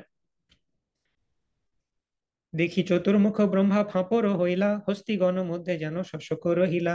তো হাতিদের মধ্যে খরগোশের মতো মনে হলো এই ব্রহ্মাকে, যে এত বড় বড় ব্রহ্মা, সেখানে আমি একটা সামান্য ছোট ব্রহ্মা। আশি সব ব্রহ্মা কৃষ্ণ পাদপীঠ আগে, দণ্ডবত করিতে মুকুট পাদপীঠে লাগে। সেম জিনিস, গোটাটাই ছন ছন হতে থাকছে একদম। সমস্ত কোটি কোটি ব্রহ্মা রুদ্র তারা কৃষ্ণকে প্রণতি নিবেদন করছে। কৃষ্ণের অচিন্ত শক্তি লক্ষিতে কে হনারে, যত ব্রহ্মা তত মূর্তি একই শরীরে। পাদপীঠ মুকুটাগ্র সংগঠে উঠে ধ্বনি, পাদপীঠে স্তুতি করে মুকুট হেন জানি। তো কৃষ্ণের অচিন্ত শক্তিকে অনুমান করতে পারে না, সেখানে যত ব্রহ্মা এসেছিলেন তারা সকলেই এক শ্রীকৃষ্ণ শরীরে বিশ্রাম করছিলেন। তাদের সকলের মুকুট যখন শ্রীকৃষ্ণের পাদপদ্মে স্পর্শ করলো, তখন প্রবল শব্দ উত্থিত হচ্ছিল। মনে হচ্ছিল যেন মুকুটগুলি শ্রীকৃষ্ণের পদ্মে স্তুতি করছে, মুকুটরা যেন স্তুতি করছে, এত মুকুটের সুন্দর আওয়াজ হচ্ছে। জোড় হাতে ব্রহ্মা রুদ্রাদি কর এ স্তবন, বড় কৃপা করিলা প্রভু দেখাইলা চরণ। তো প্রত্যেকটা ব্রহ্মাণ্ডের ব্রহ্মা এবং রুদ্ররা তারা এসে বলছেন, প্রভু অনেক কৃপা করে আমাকে ডাকলেন, আমাকে দর্শন দিলেন। বাকি ব্রহ্মারা বলছেন যে থ্যাংক ইউ লর্ড, আমাকে ডাকার জন্য আপনার দর্শন পেলাম। হুম। তো তারা বলছেন, ভাগ্য মোরে বোলাইলা দাস অঙ্গীকারী, কোন আজ্ঞা হয় তাহা করি শিরে ধরি। কৃষ্ণ কহে, তোমা সবা দেখিতে চিত্ত হইল, তাহা লাগি এক ঠাঁই সব বোলাইল। সুখী হও সবে, কিছু নাহি দৈত্য ভয়, তারা কহে তোমার প্রসাদে সর্বত্রই জয়। তো বাকি যে ব্রহ্মা এবং রুদ্র, তাদেরকে ওটা দেখেছেন কৃষ্ণ, তাদের সাথে তো কথা বলতে হবে। তো তাদেরা বলছেন যে ভগবান থ্যাংক ইউ আমাদেরকে ডাকার জন্য, কোনো বিশেষ সেবা আছে নাকি, সেই জন্য ডেকেছেন। তো বলছে, না না, সেবা নেই, তোমাদের দেখতে মন গেল সেই জন্য ডাকলাম। আর এমনি সব ঠিকঠাক চলছে তো তোমাদের ব্রহ্মাণ্ডে, কোনো অসুরের ভয় টয় কিছু নেই তো? না, বলছে না না, কোনো অসুবিধা নেই, আপনার কৃপাতে সব ভালোই চলছে। তো এইভাবে তাদেরকে বিদায় দিয়ে দিল। আর এইদিকে চতুর্মুখী ব্রহ্মা, তার সাথে কথা পরে হবে, সে এখন দেখুক সমস্ত কিছু। তো সম্প্রতি পৃথিবীতে যে বা হয়েছিল ভার, অবতীর্ণ হইয়া তাহা করিলা সংহার। দ্বারকাদি বিভূতার এই তো প্রমাণ, আমার ব্রহ্মাণ্ডে কৃষ্ণ সবার হইল জ্ঞান। তো এইভাবে বলছে যে প্রত্যেকটা ব্রহ্মাণ্ডেই তাদের পৃথিবী রয়েছে। তো সেইখানে সমস্ত ব্রহ্মারা বলছে, আমরা দেখেছি ভগবান এক ব্রহ্মাণ্ডে লীলা শেষ করে আরেক ব্রহ্মাণ্ডে যান। তো ব্রহ্মার প্রত্যেক দিনে একবার করে ভগবান যান। তো সেই ব্রহ্মারা বলছে, না না, রিসেন্টলি আমার ব্রহ্মাণ্ডের পৃথিবীতে এক সমস্যা হয়েছিল, আপনি তো এসে ঠিক করে দিয়েছেন, তারপরে আর কোনো সমস্যা নাই। হুম। তো এইভাবে সমস্ত ব্রহ্মারা কি মনে করেছিলেন, কৃষ্ণ এখন আমার ব্রহ্মাণ্ডে আছেন। তারা বুঝতে পারছিলেন না যে তাদের সবাইকে একটা অন্য জায়গায় ডাকা হয়েছে। তারা সবাই ভাবছিলেন আমার ব্রহ্মাণ্ডের মধ্যেই অন্য কোনো একটা জায়গাতে কৃষ্ণ এসেছেন এবং আমাকে সেখানে ডেকেছেন। কৃষ্ণের মায়া শক্তি এতটাই প্রবল যে কোথায় ডাকা হয়েছে, কি হচ্ছে, সেই ব্রহ্মারাও জানে না। কৃষ্ণ সহ দ্বারকা বৈভব অনুভব হইল, একত্রে মিলন কেহ কাহু না দেখিল। তো একে অপরকে তারা কেউ দেখতে পাচ্ছিলেন না, অন্য ব্রহ্মারা। তবে কৃষ্ণ সর্বব্রহ্মাগণে বিদায় দিলা, দণ্ডবত হইয়া সবে নিজ ঘরে গেলা। দেখি চতুর্মুখ ব্রহ্মার হইল চমৎকার, কৃষ্ণের চরণে আসি কইলা নমস্কার। তো এইভাবে বাকি ব্রহ্মাদের সাথে কথা বলে তাদেরকে ছুটি দিয়ে দিল কৃষ্ণ। এরপরে সবাই চলে যাওয়ার পর চতুর্মুখ ব্রহ্মাকে বলছে, কি তোমার ডাউট ক্লিয়ার হয়েছে, কিছু বলছো আর? তো তখন চতুর্মুখ ব্রহ্মা বুঝে গেছে কি বলতে চাইছে। দেখি চতুর্মুখ ব্রহ্মার হইল চমৎকার, কৃষ্ণের চরণে আসি কইলা নমস্কার। ব্রহ্মা বলে, পূর্বে আমি যে নিশ্চয় করিলু, তার উদাহরণ আমি আজি তো দেখিলু। তো ব্রহ্মা বলছে যে বলার আর কিছুই নাই, আগে যেটা আমি বলেছিলাম সেটা এখন সচক্ষে দেখতে পেলাম। ওই যে বলেছিলাম, জানন্তু এবা জানন্তু কিং বহুক্তা নামে প্রভু, মনসা বপুষো বাচো বৈভবম তব গোচরা। সেটা সত্যি। সে অনেকে বলে না যে আমি খুব দিনহীন পতিত, মুখেই বলে দেয়, কিন্তু ভেতরে সে মনে করে না। তো ব্রহ্মা ব্রহ্মবিমোহন লীলা লীলা দেখে সে ভেতর থেকে বলেছিল, কিন্তু সেই ফিলিংসটা আরো স্ট্রং হয়ে গেল এই দৃশ্যটা দেখে। না, সত্যিই আমি কিছু জানি না, আমি ভাবছিলাম শুধু ব্রহ্মবিমোহন লীলাতে ভগবানকে চিনতে পারিনি, সেইটুকু ব্যাপার। কিন্তু না, আমি ভগবানের সম্বন্ধে সত্যিই কিছুই জানি না, ভগবানের বৈভব ঐশ্বর্য সম্বন্ধে। কৃষ্ণ কহে, এই ব্রহ্মাণ্ড 50 কোটি যোজন, অতি ক্ষুদ্র তারি তাতে তোমার চারি বদন। কোন ব্রহ্মাণ্ড 100 কোটি, কোন লক্ষ কোটি, কোন নিযুত কোটি, কোন কোটি কোটি। তো কৃষ্ণ বলছেন, শোনো ব্রহ্মা, তুমি যে ব্রহ্মাণ্ডে আছো সেটা মাত্র 50 কোটি যোজনের ব্রহ্মাণ্ড, আর তোমার 4টে মাথা। কোনো কোনো ব্রহ্মাণ্ড 100 কোটি যোজন, লক্ষ কোটি যোজন, নিযুত কোটি যোজন, কোটি কোটি যোজন আছে। অনেক বড় বড় ব্রহ্মা আছে, তাদেরকে দেখলে তুমি। ঠিক আছে, তাই হাম্বল থাকো, বেশি প্রাউড হয়ে যাওয়ার কোনো দরকার নেই ব্রহ্মা বলে। ব্রহ্মাণ্ডারূপ, ব্রহ্মাণ্ডানুরূপ ব্রহ্মার শরীর বদন, এই রূপে পালি আমি ব্রহ্মাণ্ডর গণ। তো ব্রহ্মাণ্ডের আয়তন অনুসারে ব্রহ্মার শরীর আর মুখ আমি দিই। এইভাবে আমি, যার যত বড় ব্রহ্মাণ্ড সেই ব্রহ্মাকে তত বেশি পাওয়ার দিই, তার তত বেশি মাথা। কারণ অনেক বড় ব্রহ্মাণ্ড, অনেক কিছু দেখতে হয়, অনেকগুলো মাথা লাগবে তার, অনেকগুলো ব্রেন দিই তাকে, বেশি ম্যানেজমেন্ট দরকার। একপাদ বিভূতি ইহার নাহি পরিমাণ, ত্রিপাদ বিভূতির কেবা করে পরিমাণ। এগুলো একপাদ বিভূতি, জড় জগতের কথা হচ্ছে, ব্রহ্মার কথা হচ্ছে। জড় জগতে এত ব্রহ্মাণ্ড, সেখানে কত ধরনের ব্রহ্মা, সেটা ব্রহ্মাকে দেখিয়ে দিলেন যে জড় জগতে ভগবানের ঐশ্বর্য কিরকম। একপাদ বিভূতি আলোচনা হলো। সেই বিরজা নদীর অপর পারে অক্ষয় নিত্য সনাতন অনন্ত পরম পদরূপ ত্রিপাদ বিভূতি সম্পন্ন পরব্যম নিত্য বর্তমান, সেই ত্রিপাদ বিভূতি বর্ণনা করা সম্ভব নয়। তবে কৃষ্ণ ব্রহ্মারে দিলেন বিদায়, কৃষ্ণের বিভূতি স্বরূপ জানানো না যায়। ত্রধিশ্বর শব্দের অর্থ, অর্থ গুড় আর হয়, ত্রিশব্দে কৃষ্ণের তিন লোক কয়। তো এভাবে ব্রহ্মাকে বিদায় দিয়ে দিলেন। তা আমরা কি আলোচনা করেছিলাম? ত্রয়োধীশ, ত্রয়োধীশ্বর এই শব্দটার বিভিন্ন মিনিং। প্রথম মিনিং দেখেছিলাম 3 গুণাবতারের প্রভু। তার থেকে ডিপার মিনিং 3 পুরুষ অবতারের প্রভু। তার থেকে ডিপার মিনিং 3 ধামের প্রভু, গোলক বৃন্দাবন, পরব্যম বা বৈকুণ্ঠ, জড়জগৎ। তার থেকেও ডিপার মিনিং হচ্ছে যে এই, তার থেকেও ডিপার মিনিং যেটা, সেটাতেও 3 ধামের প্রভুই বলা হচ্ছে। কিন্তু এই 3 ধামই কৃষ্ণের অন্তরঙ্গা শক্তির অন্তর্গত। গোলখাক্য, গোকুল, মথুরা, দ্বারাবতী, এই 3 লোক কৃষ্ণের সহজে নিত্য স্থিতি। তো গোলক, মথুরা, দ্বারকা, এই 3 ধামের প্রভু বলে কৃষ্ণকে ত্রধীশ্বর বলা হয়। তো এই 3টে ধামই হচ্ছে স্পিরিচুয়াল ওয়ার্ল্ড। আগে কি বলা হয়েছিল? 3 ধাম, গোলক, বৈকুণ্ঠ, মেটেরিয়াল ওয়ার্ল্ড, এই 3 ধামের প্রভু। এখন যে 3 ধামের প্রভু বলা হচ্ছে সেটা স্পিরিচুয়াল ওয়ার্ল্ডের মধ্যেই কৃষ্ণের 3টে ধাম, গোকুল, মথুরা, দ্বারকা। অন্তরঙ্গ পূর্ণ ঐশ্বর্য পূর্ণ 3 ধাম, তিনের অধীশ্বর কৃষ্ণ স্বয়ং ভগবান। পূর্ব উক্ত ব্রহ্মাণ্ডের যত দিকপাল, অনন্ত বৈকুণ্ঠাবরণ চিরলোকপাল। তো এগুলো অন্তরঙ্গ শক্তির অন্তর্গত, মানে এগুলো স্পিরিচুয়াল ওয়ার্ল্ড। এখানে মেটেরিয়াল ওয়ার্ল্ডের কথা বর্ণনা করা হচ্ছে না, এই চতুর্থ মিনিং ত্রয়োধীশের। এটা আমরা দেখলাম যে পূর্বে উল্লেখ করা হলো ব্রহ্মাণ্ডে যত দিকপাল ছিল, চিরলোকপাল, ব্রহ্ম, রুদ্ররা, তারা এসে কৃষ্ণের পাদপীঠে মুকুট দিয়ে দণ্ডবোধ করেছে। মণি পিঠে ঠেকা ঠেকি উঠে ঝনঝনি, পিঠের স্তুতি করে মুকুট হেন অনুমানী। তো এটা বলছে যেন মনে হচ্ছে মুকুটগুলো ভগবানের স্তুতি করছে, সেটা আগেই বর্ণনা করা হলো। নিজ চিৎ শক্তি কৃষ্ণ নিত্য বিরাজমান, চিৎ শক্তি সম্পত্তির ষড়ৈশ্বর্য নাম, সেই স্বরাজ্য লক্ষ্মী করে নিত্য পূর্ণ কাম, অতএব বেদে কহে স্বয়ং ভগবান। তো ভগবানের স্পিরিচুয়াল ওয়ার্ল্ডেও সেগুলোতে ভগবানের চিৎ শক্তি নিত্য বিরাজমান, অর্থাৎ যোগমায়া শক্তির প্রভাবে, চিৎ শক্তির প্রভাবে সেখানে সমস্ত অপুলেন্সেস রয়েছে। এবং সেইখানে বৈকুণ্ঠে ভগবানের ষড় ঐশ্বর্য প্রকাশিত, সেটা আমরা দেখেছি। গোলক বৃন্দাবনে ঐশ্বর্য রয়েছে, মাধুর্য রয়েছে, এই সমস্ত কিছু তার চিৎ শক্তির প্রকাশ, স্পিরিচুয়াল ওয়ার্ল্ডে যা কিছু হচ্ছে। এবং সেই জন্য শ্রীকৃষ্ণকে স্বয়ং ভগবান বলা হয়, মেটেরিয়াল ওয়ার্ল্ডেরও প্রভু, স্পিরিচুয়াল ওয়ার্ল্ডেরও প্রভু।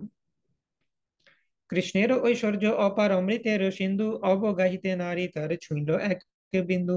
ঐশ্বর্য কহিতে প্রভুর কৃষ্ণ স্ফূর্তি হলো, মাধুর্যে মজিল মন এক শ্লোক পড়িল। এরপরে মহাপ্রভু ঐশ্বর্য অনেক বর্ণনা করেছেন, খুব কষ্ট করে। মহাপ্রভু সবসময় মাধুর্যে থাকেন, যা হোক করে ঐশ্বর্য বর্ণনা করেছেন, সনাতনকে শিক্ষা দিতে হবে বলে। এরপরে মহাপ্রভু নিজের টপিকে ফিরে চলে এসেছেন, মাধুর্যের কথা মনে পড়ে গেছে মহাপ্রভুর, বাস এবারে ডিটুর নিয়ে নিয়েছেন, আর তিনি ঐশ্বর্য বর্ণনা করতে পারবেন না। জন্মর্ত লীলা লোকপরিকম স্বযোগা, মায়া বলম দর্শয়তা গৃহীতম, বিস্মাপনম শস্য চ শোভগর্ধে, পরম পদম ভূষণ ভূষণাঙ্গম। সেই শ্রীকৃষ্ণমূর্তি স্বীয়চিৎ শক্তির বল প্রদর্শন করার জন্য মর্তলীলার উপযোগী তার নিজের বিস্ময়কর সমস্ত সৌভাগ্য বৃদ্ধির পরম পদ এবং সমস্ত ভূষণকে ভূষিত করতে সমর্থ। তো কৃষ্ণ এতটাই মধুর, সেই জন্য আমরা মধুরাষ্টকম পাঠ করছিলাম আজকে, কারণ মাধুর্যের কথা এখানে বর্ণনা করা হচ্ছে। কৃষ্ণ এতটাই মধুর, তাকে বলা হয় ভূষণম ভূষণাঙ্গম। তাকে যদি কোনো অলংকার পরানো হয়, অলংকার তাকে সৌন্দর্য মণ্ডিত করে না, কৃষ্ণ অলংকার গুলোকে সৌন্দর্য মণ্ডিত করে। কৃষ্ণের শরীরে ওই অলংকারটা আছে বলে সেই অলংকারটা গ্লোরিফাইড হবে। সিমিলারলি রামচন্দ্রকেও সেরকম বলা হয়, রামকে বলা হয় গুণের কোষ্টি পাথর। মানে জেনারেলি সাধারণ ব্যক্তির ক্ষেত্রে কি হয়, কোন একটা গুণকে আমরা ভালো মানি, সততা, সত্যবাদিতা, হ্যাঁ, ব্রহ্মচর্য ইত্যাদি বিভিন্ন গুণ রয়েছে, সেই গুণগুলোকে আমরা অ্যাবসলিউট মানি। ব্যক্তির মধ্যে দোষ থাকতে পারে, আবার গুণ থাকতে পারে। কোনো গুণ যদি কোনো ব্যক্তিতে দেখা যায়, তখন আমরা সেই ব্যক্তিকে গ্লোরিফাই করি, বাহ, এই ব্যক্তির এই গুণ রয়েছে, এই ব্যক্তির ওই গুণ রয়েছে। কিন্তু রামচন্দ্রের ক্ষেত্রে জিনিসটা উল্টো হয়ে যায়। তিনি হচ্ছেন গুণের কোষ্ঠী পাথর। রামচন্দ্রের যখন অ্যানালিসিস করব, তাকে আমরা ডাউট করব না, রামচন্দ্র ইজ অ্যাবসলিউট। গুণগুলোকে ডাউট করব, যে কোন গুণটা ভালো আর কোনটা খারাপ। কি করে দেখবো? কোন গুণটা রামচন্দ্র দেখা যায় সেটা ভালো, আর যেটা রামচন্দ্র দেখা যায় না সে গুণই নয়। সাধারণ ব্যক্তির ক্ষেত্রে গুণকে অ্যাবসলিউট ধরে ব্যক্তিকে বিচার করি, রামচন্দ্রের ক্ষেত্রে ব্যক্তিকে অ্যাবসলিউট ধরে গুণকে বিচার করব, কোন গুণটা ভালো আর কোনটা খারাপ। সেই রকম কৃষ্ণের ক্ষেত্রে অন্য ব্যক্তিটা ক্ষেত্রে আমরা দেখি অলংকার পরিয়ে তাকে দেখতে ভালো লাগছে, কৃষ্ণের ক্ষেত্রে কৃষ্ণ তো দেখতে ভালোই, এবং কোন অলংকারটা গ্লোরিফাইড সেইটা আমি দেখব, কৃষ্ণ কোনটাকে অ্যাকসেপ্ট করেছেন সেটা দেখে। তো এরপরে বর্ণনা করেছেন মাধুর্য, কৃষ্ণের মাধুর্যের কথা বর্ণনা করেছেন মহাপ্রভু।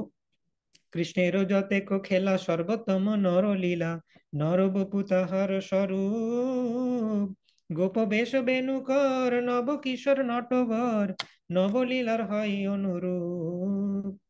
তো কৃষ্ণের যে রূপ, বৃন্দাবন কৃষ্ণ তিনি গোপ বালক, নরবপু, নবকিশোর নটবর, এরকম তার রূপ। নবকিশোর মানে একদম ফ্রেশ ইউথ ফর্ম রয়েছে, জাস্ট কিশোরে পদার্পণ করেছে এরকম।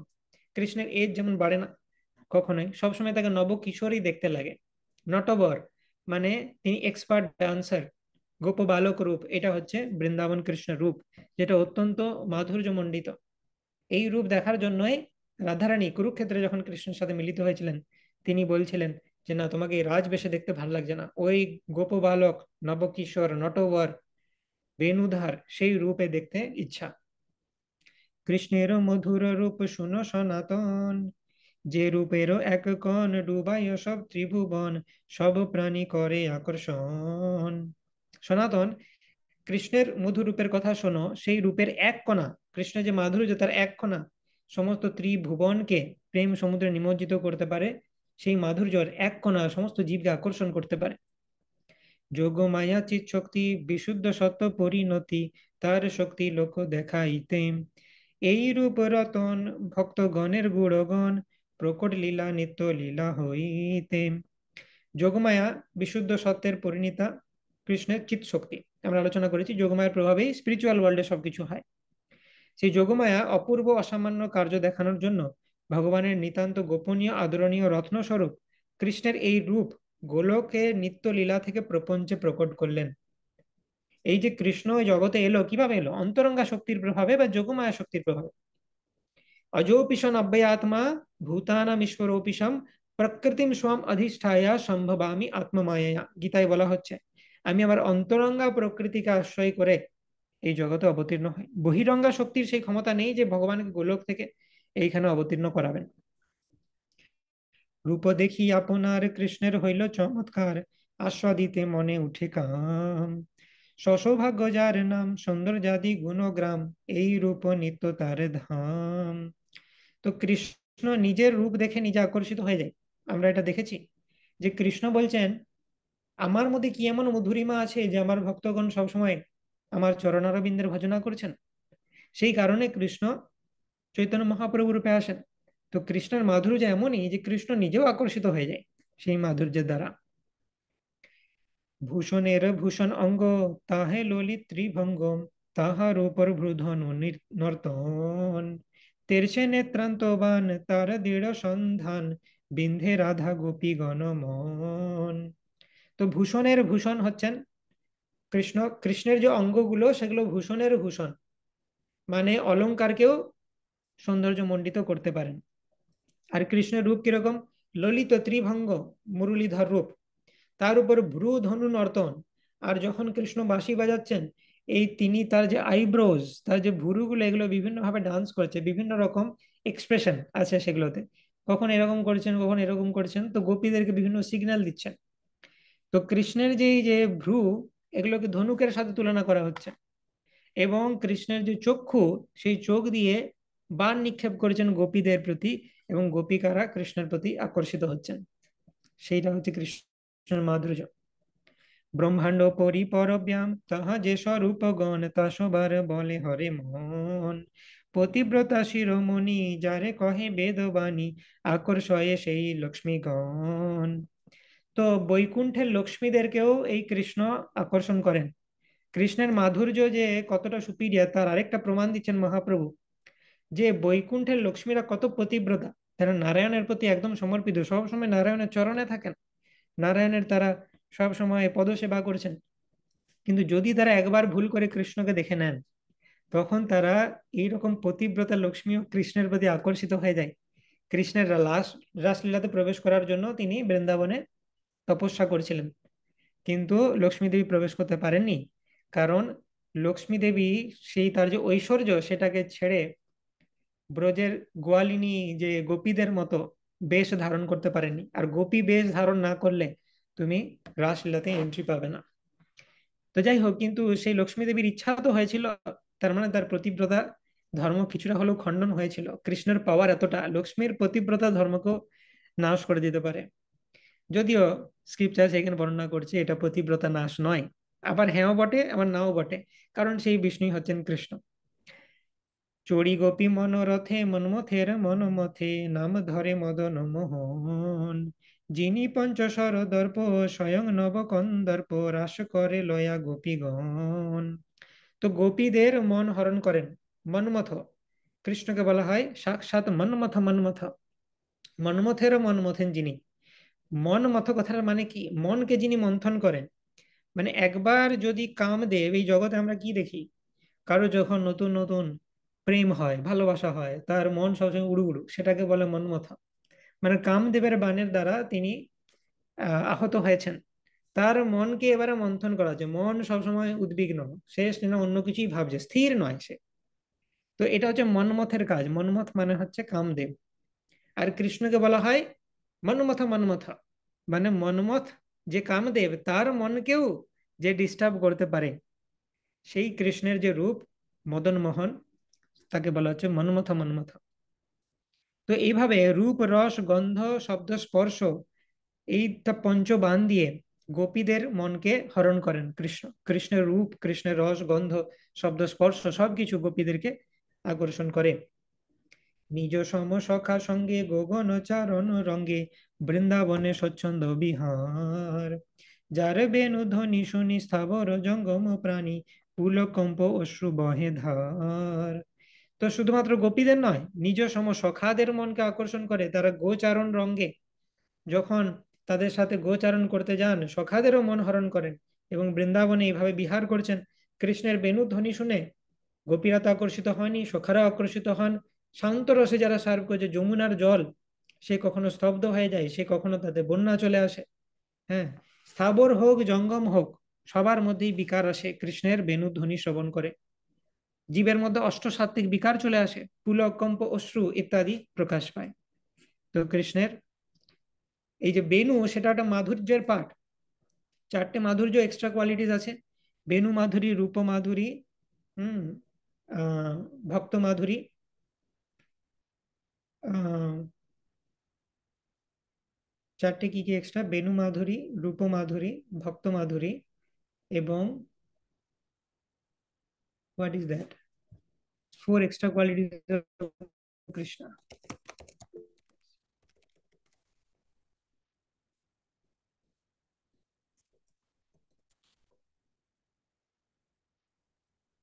ইয়েস, লীলা মাধুরী, রাইট। তো নারায়ণের সাথে বা বিষ্ণুর সাথে যে কৃষ্ণের চারটে ডিফারেন্স হয়, বিষ্ণুর মধ্যে 60 কোয়ালিটিস রয়েছে, কিন্তু কৃষ্ণের মধ্যে এই চারটে মাধুর্য কোয়ালিটিস রয়েছে। তার মধ্যে একটা হচ্ছে বেণু মাধুরী। তো কৃষ্ণ যখন বেণু বাদন করেন, তো সমস্ত বৃন্দাবনে যত জীব রয়েছে তাদের মধ্যে বিভিন্ন বিকার আসে। মুক্তাহার বকপাতি ইন্দ্রধনু পিঞ্ছততি পীতাম্বর বিজলি সঞ্চার কৃষ্ণ নব জলধর জগত শস্য উপর বরিশয়ে লীলা মৃতধার। তো কৃষ্ণের যে রূপ, সেই রূপমাধুরীর কথা এখানে বর্ণনা করা হচ্ছে। যে কৃষ্ণের গলদেশে যে মুক্তার হার, সেটা মনে হচ্ছে বকের শ্রেণী, শুভ্র বক শ্রেণীর মতো শোভা পাচ্ছে। কৃষ্ণের শিরদেশে যে ময়ূর পুচ্ছ রয়েছে, সেটা মনে হচ্ছে রামধনুর মতো একটা ব্যাকগ্রাউন্ড দিচ্ছে সেখানে। এবং কৃষ্ণের যে ড্যাজলিং ধুতি, সেটাতে মনে হচ্ছে যে যেন বিজলির মতো বা বিদ্যুতের মতো সঞ্চার হচ্ছে। কৃষ্ণের এমনিতে গাত্রবর্ণ কি নব জলধর, মানে মেঘ, তার মধ্যে কৃষ্ণের ধুতি, সেটা মনে হচ্ছে বিদ্যুৎ। এরকম একটা সুন্দর কৃষ্ণের রূপ। আর জগৎ শস্য উপর মানে যে গোপিকারা বা যারা ভগবানের ভক্ত, তাদের মনে হচ্ছে তারা শস্যের মতো। সেই যেমন আমরা যদি বর্ষাকালে দেখি, সে বর্ষাকালে ঘন মেঘ এসেছে এবং তার নিচে সবুজ পাকা ধান রয়েছে এবং তার উপরে সেই বর্ষা বর্ষণ করবেন, সেই যে সেরকম সৌন্দর্য। তো গোপিকারা বা সমস্ত ভক্তেরা, তাদেরকে এই জগৎ শস্যের সাথে তুলনা করা হচ্ছে এবং তার উপর কৃষ্ণের রূপ, তার যে বর্ষণ হবে, কৃষ্ণের যে নব জলধর রূপ তার বর্ষণ হবে। তো সেটাতে এই শস্যটা আবার পুষ্ট হবে বা ভক্তেরা পুষ্ট হবে। তো এরকম একটা সুন্দর অ্যানালজি দেওয়া হচ্ছে। মাধুর্য ভগবত্তা সার ব্রজে কইল পরচার, তাহা সুখ ব্যাসের অনন্দন। স্থানে স্থানে ভাগবতে বর্ণী আছে জানাইতে, তাহা শুনি মাতে ভক্তগণ। পরমেশ্বর ভগবান শ্রীকৃষ্ণ তার ঐশ্বর্য, বীর্য, যশ, সৌন্দর্য, জ্ঞান, বৈরাগ্য, ষড় ঐশ্বর্য পূর্ণ রয়েছেন। তার মধ্যে সমগ্র ঐশ্বর্যের নাম মাধুর্য। তাই ষড়বিধ ভগবত্তা সার ব্যাসদেবের পুত্র সুখদেব গোস্বামী ভাগবতের বিভিন্ন স্থানে স্থানে এই কৃষ্ণের মাধুর্যের কথা বর্ণনা করেছেন। কৃষ্ণের মাধুর্যের কথা বর্ণনা করেছেন সেই জন্যেই তার আগে যে 9টা ক্যান্টোতে কৃষ্ণের ঐশ্বর্যকে সুন্দরভাবে বর্ণনা করেছেন, যাতে আমরা মাধুর্যকে বোঝার জন্য এলিজিবল হই।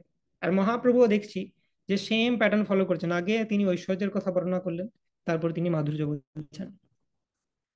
কহিতে কৃষ্ণের রসে শ্লোক পড়ে প্রেমাবেশে, প্রেমে সনাতন হাত ধরি। গোপী ভাগ্য কৃষ্ণ গুণ যে করিল বর্ণন, ভাবাবেশে মথুরা নগরী। তো মহাপ্রভু একদম ভাবের বেশে কৃষ্ণের যে মাধুর্য বর্ণনা করতে করতে সনাতনের হাত ধরছেন। তিনি হাত ধরে তিনি কৃষ্ণের কথা বর্ণনা করেছেন, কারণ সনাতন গোস্বামী তিনি লবঙ্গ মঞ্জুরি, আর মহাপ্রভু রাধারানীর ভাবে রয়েছেন। তো সেই যে রাধারানীর ভাব, সেটাও প্রকট হয়ে যাচ্ছে মহাপ্রভুর। गोप्यस्तम किमचरन् जदुमस्वरूपं लावण्यसाररसमूर्धर अनन्यसिद्धं दृग्भिः पिबन्तु नु शबाभिनवं दुरापम् एकान्तधाम যশসা শ্রিয় ঐশ্বরস্য। মথুরার যে পুরো নারীরা, মথুরার নারীরা কি বলছেন, আহা ব্রজ গোপিকারা কি তপস্যা করেছেন। শ্রী ঐশ্বর্য যশ সমূহের একান্ত আশ্রয়, দুর্লভ স্বতঃসিদ্ধ অসমর্থ সমস্ত সৌন্দর্যের সার রূপ শ্রীকৃষ্ণের মুখ কমলের অমৃত তারা তাদের নয়ন দ্বারা নিরন্তর পান করেন। গোপিকাদের সৌভাগ্যের কথা মথুরার নারীরা বর্ণনা করেছেন। তারুণ্যামৃত পারাবার তরঙ্গ লাবণ্য সার, তাতে সে আবর্ত ভাবদ্গম। বংশীধ্বনি চক্রবাত নারীর মন তৃণপাত, তাহা ডুবায় না হয় উদ্গম। তো কৃষ্ণের যে রূপ, সেটা হচ্ছে সমুদ্রের মতো, তারুণ্য অমৃতের সমুদ্র, এবং তাতে ওয়ার্লপুল রয়েছে। তো গোপিকাদের যে মন, সেটা হচ্ছে তৃণের মতো। যদি সমুদ্রের মধ্যে কোনো ওয়ার্লপুল বা ঘূর্ণি থাকে, তার মধ্যে যেটা তৃণ পড়ে যায়, সেটা যেন একদম কমপ্লিটলি ভেতরে চলে যায়, সে আর কোনোদিন বেরোতে পারবে না। সেরকম গোপিকাদের মন কৃষ্ণের এই রূপ থেকে কোনোদিন বেরোতে পারবে না। কত সুন্দর সুন্দর অ্যানালজি দিচ্ছেন মহাপ্রভু। সখী হে কোন তপ কইল গোপীগণ, কৃষ্ণ রূপ সুমাধুরী পিবি পিবি নেত্র ভরি, শ্লাঘ্য করে জন্ম তনু মন। যে মাধুরীর ঊর্ধ্বান নাহি যার সমান, পরব্রহ্মে স্বরূপের গণে। যেহ সর্ব অবতরী পরব্রহ্ম অধিকারী, এ মাধুর্য নাহি নারায়ণে। তো এইভাবে কৃষ্ণের যে মাধুরী, সেটা তাদের নেত্র দিয়ে গোপিকারা পান করেন। এবং এই কৃষ্ণের মাধুর্যের উপরে আর কিছু নেই। এমনকি পরব্রহ্মে যে নারায়ণ রয়েছেন, সমস্ত গুণ তার মধ্যে রয়েছে, কিন্তু কৃষ্ণের সমান মাধুর্য তার মধ্যে নেই। তার সাক্ষীকে রমা লক্ষ্মী দেবীর উদাহরণ আবার দেওয়া হচ্ছে। তাতে সাক্ষী সাক্ষী সেই রমা নারায়ণের প্রিয়তমা, পতিব্রতা গণের উপাস্যাম। তিহ যে মাধুর্য লোভে ছাড়ি সব কাম ভোগে, ব্রত করি করিলা তপস্যাম। তো লক্ষ্মী দেবীর চেস্টিটি ইজ গ্লোরিফাইড। যত পতিব্রতা আছে তাদের উপাস্য হচ্ছেন লক্ষ্মী দেবী, কিন্তু তার মনকেও আকর্ষণ করে নিয়েছিলেন কৃষ্ণ। সেই তো মাধুর্য সার অন্য সিদ্ধি নাহি তার, তিহ মাধুর্যাদি গুণ খনি।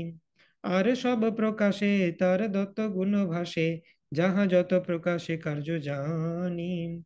তো এটাই হচ্ছে মাধুর্য সার, কৃষ্ণের যে রূপ। মাধুর্যের সার কৃষ্ণের থেকেও মধুর বলে কোনো কিছু এক্সিস্ট করে না। এবং বাকি সবকিছু যে প্রকাশ তার মধ্যে যা মাধুর্য দেখা যায়, সেটা কৃষ্ণের থেকেই আসে। গোপী ভাব দর্পণ নব নব ক্ষণে ক্ষণ, তার আগে কৃষ্ণের মাধুর্য। দোহে করে হুড়াহাড়ি বাড়ে মুখ নাহি মুড়ি, নব নব দোহাই প্রাচুর্য। এটা আমরা আলোচনা করেছি আগে, যে গোপীদের সৌন্দর্য আর কৃষ্ণের মাধুর্য, এদের মধ্যে কম্পিটিশন হয়, এরা বাড়তে থাকে। কৃষ্ণ সুন্দর দেখতে, সেটা দেখে গোপিকারা কৃষ্ণকে দর্শন করে তাদের আনন্দ হয়। গোপিকারা যখন আনন্দ লাভ করে, প্রসন্ন হৃদয় হয়, তখন তাদের মুখে হাসি এবং তাদের সৌন্দর্য আরো বৃদ্ধি পায়। সেটা দেখে কৃষ্ণের হৃদয়ে আনন্দ হয়, এবং কৃষ্ণ যখন হৃদয়ে আনন্দ হয়, কৃষ্ণের মাধুর্য আরো বৃদ্ধি পায়। সেটা দেখে গোপিকাদের আনন্দ বৃদ্ধি পায়, গোপিকাদের সৌন্দর্য আরো বৃদ্ধি পায়। এভাবে গোপিকাদের মাধুর্য আর কৃষ্ণের যে মাধুর্য, সেটার মধ্যে কম্পিটিশন হতে থাকে। ইনফাইনাইটলি বর্ধিত হয়, তবুও স্টপ হয় না, আরো বাড়তে থাকে, বাড়তে থাকে, কন্টিনিউয়াসলি বাড়তে থাকে। কর্ম তপ যোগ জ্ঞান বিধি ভক্তি জপ ধ্যান, ইহা হইতে মাধুর্য দুর্লভ। কেবল যে রাগ মার্গে ভজে কৃষ্ণ অনুরাগে, তারে কৃষ্ণ মাধুর্য সুলভ। তো এইভাবে এই যে মাধুর্য, এটা হচ্ছে গোলকের ক্যারেক্টারিস্টিক্স। এটা কিন্তু বৈকুণ্ঠে পাওয়া যায় না। কেউ যদি বিধি ভক্তি করে, সে বৈকুণ্ঠে পৌঁছাবে। তো ইনিশিয়ালি বিধি ভক্তি ঠিক আছে, কিন্তু আলটিমেটলি তোমাকে রাগ মার্গ ভক্তিতে আসতে হবে, মানে স্পন্টেনিয়াস ডিভোশন। মানে এমন নয় যে আমার কোনোদিনই ভক্তি ভালো লাগে না, জোর করে আমি ভক্তি করেই যাচ্ছি। এইরকম যদি মেন্টালিটি থাকে, তুমি কিন্তু গোলক বৃন্দাবনে যেতে পারবে না। রাগ মার্গ ভক্তি দরকার। স্পন্টেনিয়াসলি হৃদয় থেকে কৃষ্ণের জন্য ইমোশনস আসছে, ভক্তি আসছে, তবে তুমি এই মাধুর্য ধাম গোলক বৃন্দাবন প্রাপ্ত হতে পারবে। সেই রূপ ব্রজাশ্রয় ঐশ্বর্য মাধুর্যময়, দিব্য গুণ গণ রত্নালয়। আনের বৈভব সত্তা কৃষ্ণ দত্ত ভগবত্তা, কৃষ্ণ সর্ব অংশী সর্বাশ্রয়। তো শ্রীকৃষ্ণ গোপীদের মধ্যে মাধুর্য বিনিময়ে গোলক বৃন্দাবনই সম্ভব, যেটা আমরা আলোচনা করলাম। সেই গোলক বৃন্দাবন ধাম মাধুর্য যেরকম আছে, ঐশ্বর্যও রয়েছে। কৃষ্ণ সমস্ত অপ্রাকৃত গুণাবলীর উৎস, তা একটি রত্ন ভাণ্ডারের মতো। নারায়ণ আদি কৃষ্ণের যে বৈভব সত্তা, সেগুলো কোথা থেকে আসছে? কৃষ্ণের থেকে আসছে। তাই কৃষ্ণ হচ্ছেন অংশী, আর এরা সবাই অংশ। শ্রী লজ্জা দয়া কীর্তি ধৈর্য বৈশারদী মতি, এই সব কৃষ্ণ প্রতিষ্ঠিত। সুশীল মৃদু বদান্য কৃষ্ণ বিনা নাহি অন্য, কৃষ্ণ করে জগতের হিত। তো নারায়ণের মধ্যে বিবিধ গুণাবলী রয়েছে, যেমন শ্রী লজ্জা দয়া কীর্তি ধৈর্য বিশারদ মতি, এই সমস্ত যে গুণ, সেগুলো নারায়ণের মধ্যে রয়েছে। কিন্তু এগুলো সব কৃষ্ণের মধ্যেও রয়েছে। কৃষ্ণের গুণগুলোর কিছু কিছু নারায়ণের মধ্যে রয়েছে, কিন্তু কৃষ্ণের মধ্যে কিছু কিছু এক্সট্রা গুণও রয়েছে, যেমন সুশীল মৃদু বদান্য। এই গুণগুলি কৃষ্ণ ছাড়া অন্য কোনো প্রকাশে দেখা যায় না। নারায়ণকে সবাই অ অ্যান্ড রেভারেন্স, গুরু গৌরবে সম্মান করে, কিন্তু কৃষ্ণের সাথে সবাই, কৃষ্ণ অনেক বদান্য ম্যাগনানিমাস, লোকজনকে অনেক নিজের ইন্টিমেট করে নিতে পারে।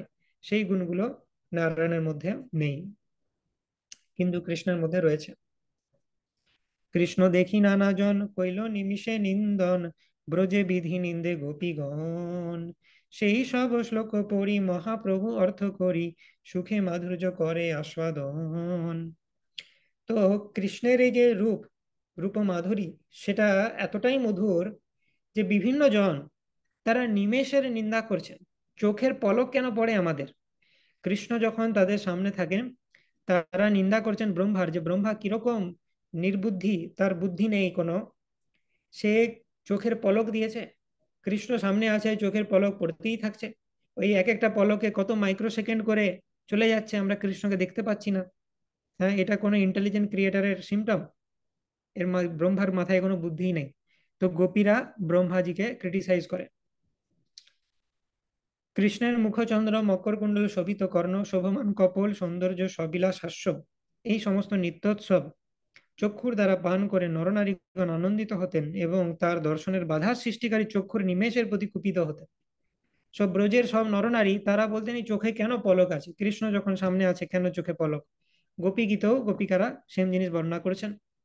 अटति यद्भवान् अह्निकाननं त्रुटियुगायते त्वामपश्यताम् कुटिलकुन्तलं श्रीमुखं च ते জড়াও দীক্ষতাম পক্ষ্মকৃদৃশাম। হে কৃষ্ণ, দিনের বেলা তুমি যখন বনে গমন করো, তোমার কুঞ্চিত কেশদাম শোভিত তোমার সুন্দর মুখমণ্ডল দর্শনে বঞ্চিত হওয়ার অর্ধ নিমেষকে এক যুগ বলে মনে হয়। এবং তখন আমরা আমাদের চোখের পলক সৃষ্টি করার জন্য ব্রহ্মাকে মূঢ় বলে নিন্দা করি। তো এটা হয়ে গেল যে কৃষ্ণের রূপমাধুর্য এরকম যে গোপীরা ব্রহ্মাকে নিন্দা করেছে। এরপর কৃষ্ণের রূপমাধুর্যের সাথে কামগায়ত্রীর তুলনা করা হচ্ছে। কামগায়ত্রী মন্ত্র, কামগায়ত্রী মন্ত্র রূপ হয় কৃষ্ণের স্বরূপ, সার্ধ 24 অক্ষর তার হয়। সেই অক্ষর চন্দ্র হয় কৃষ্ণে করি উদয়, ত্রিজগত কৈলা কামময়। সখী হে কৃষ্ণ মুখ দ্বিজ রাজ রাজ, কৃষ্ণ বপু সিংহাসনে বসি রাজ্য শাসনে, করে সঙ্গে চন্দ্রের সমাজ। তো কামগায়ত্রী মন্ত্রে যারা ব্রাহ্মণ ইনিশিয়েটেড বুঝতে পারবে, সেখানে 24.5 অক্ষর রয়েছে। 24.5টি অক্ষর দিয়ে তৈরি। যেমন আমরা দেখি, ধরো হরে কৃষ্ণ মহামন্ত্র, হরে কৃষ্ণ কৃষ্ণ কৃষ্ণ হরে হরে, হরে রাম রাম রাম হরে হরে। এই হা, রে, এগুলো হচ্ছে একটা অক্ষর। তাহলে 32 অক্ষর, 16 নাম 32 অক্ষর বলে।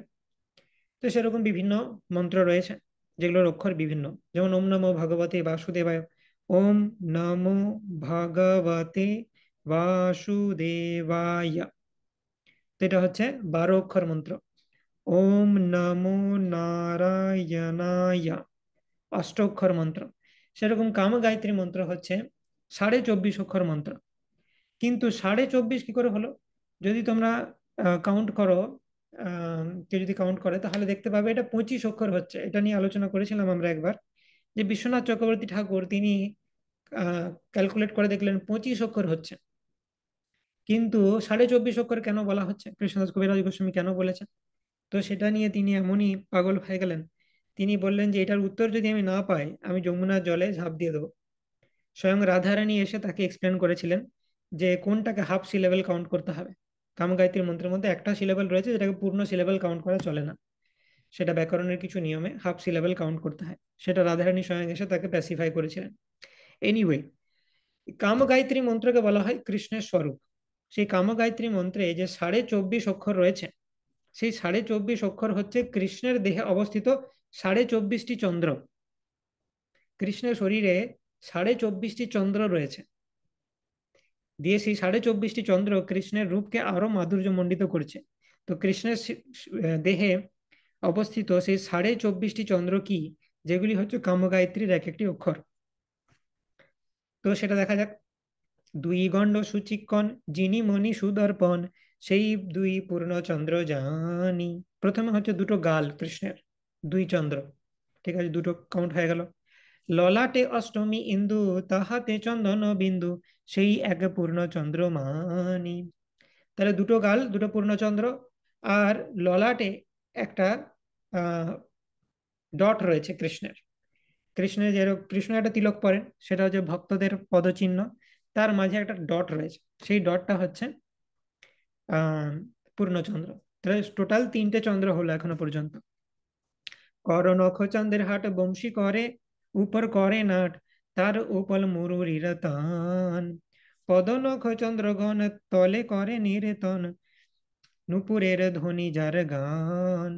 তো কৃষ্ণ যখন বাঁশি বাজায়, কৃষ্ণ যখন বাঁশি বাজাচ্ছেন তখন এই হাতগুলো এরকম ভাবে চলতে থাকে, এবং আমাদের মতো কৃষ্ণের নখ নয় তো, এই নখগুলো উজ্জ্বল, নখদ্যুতি বলা হয়।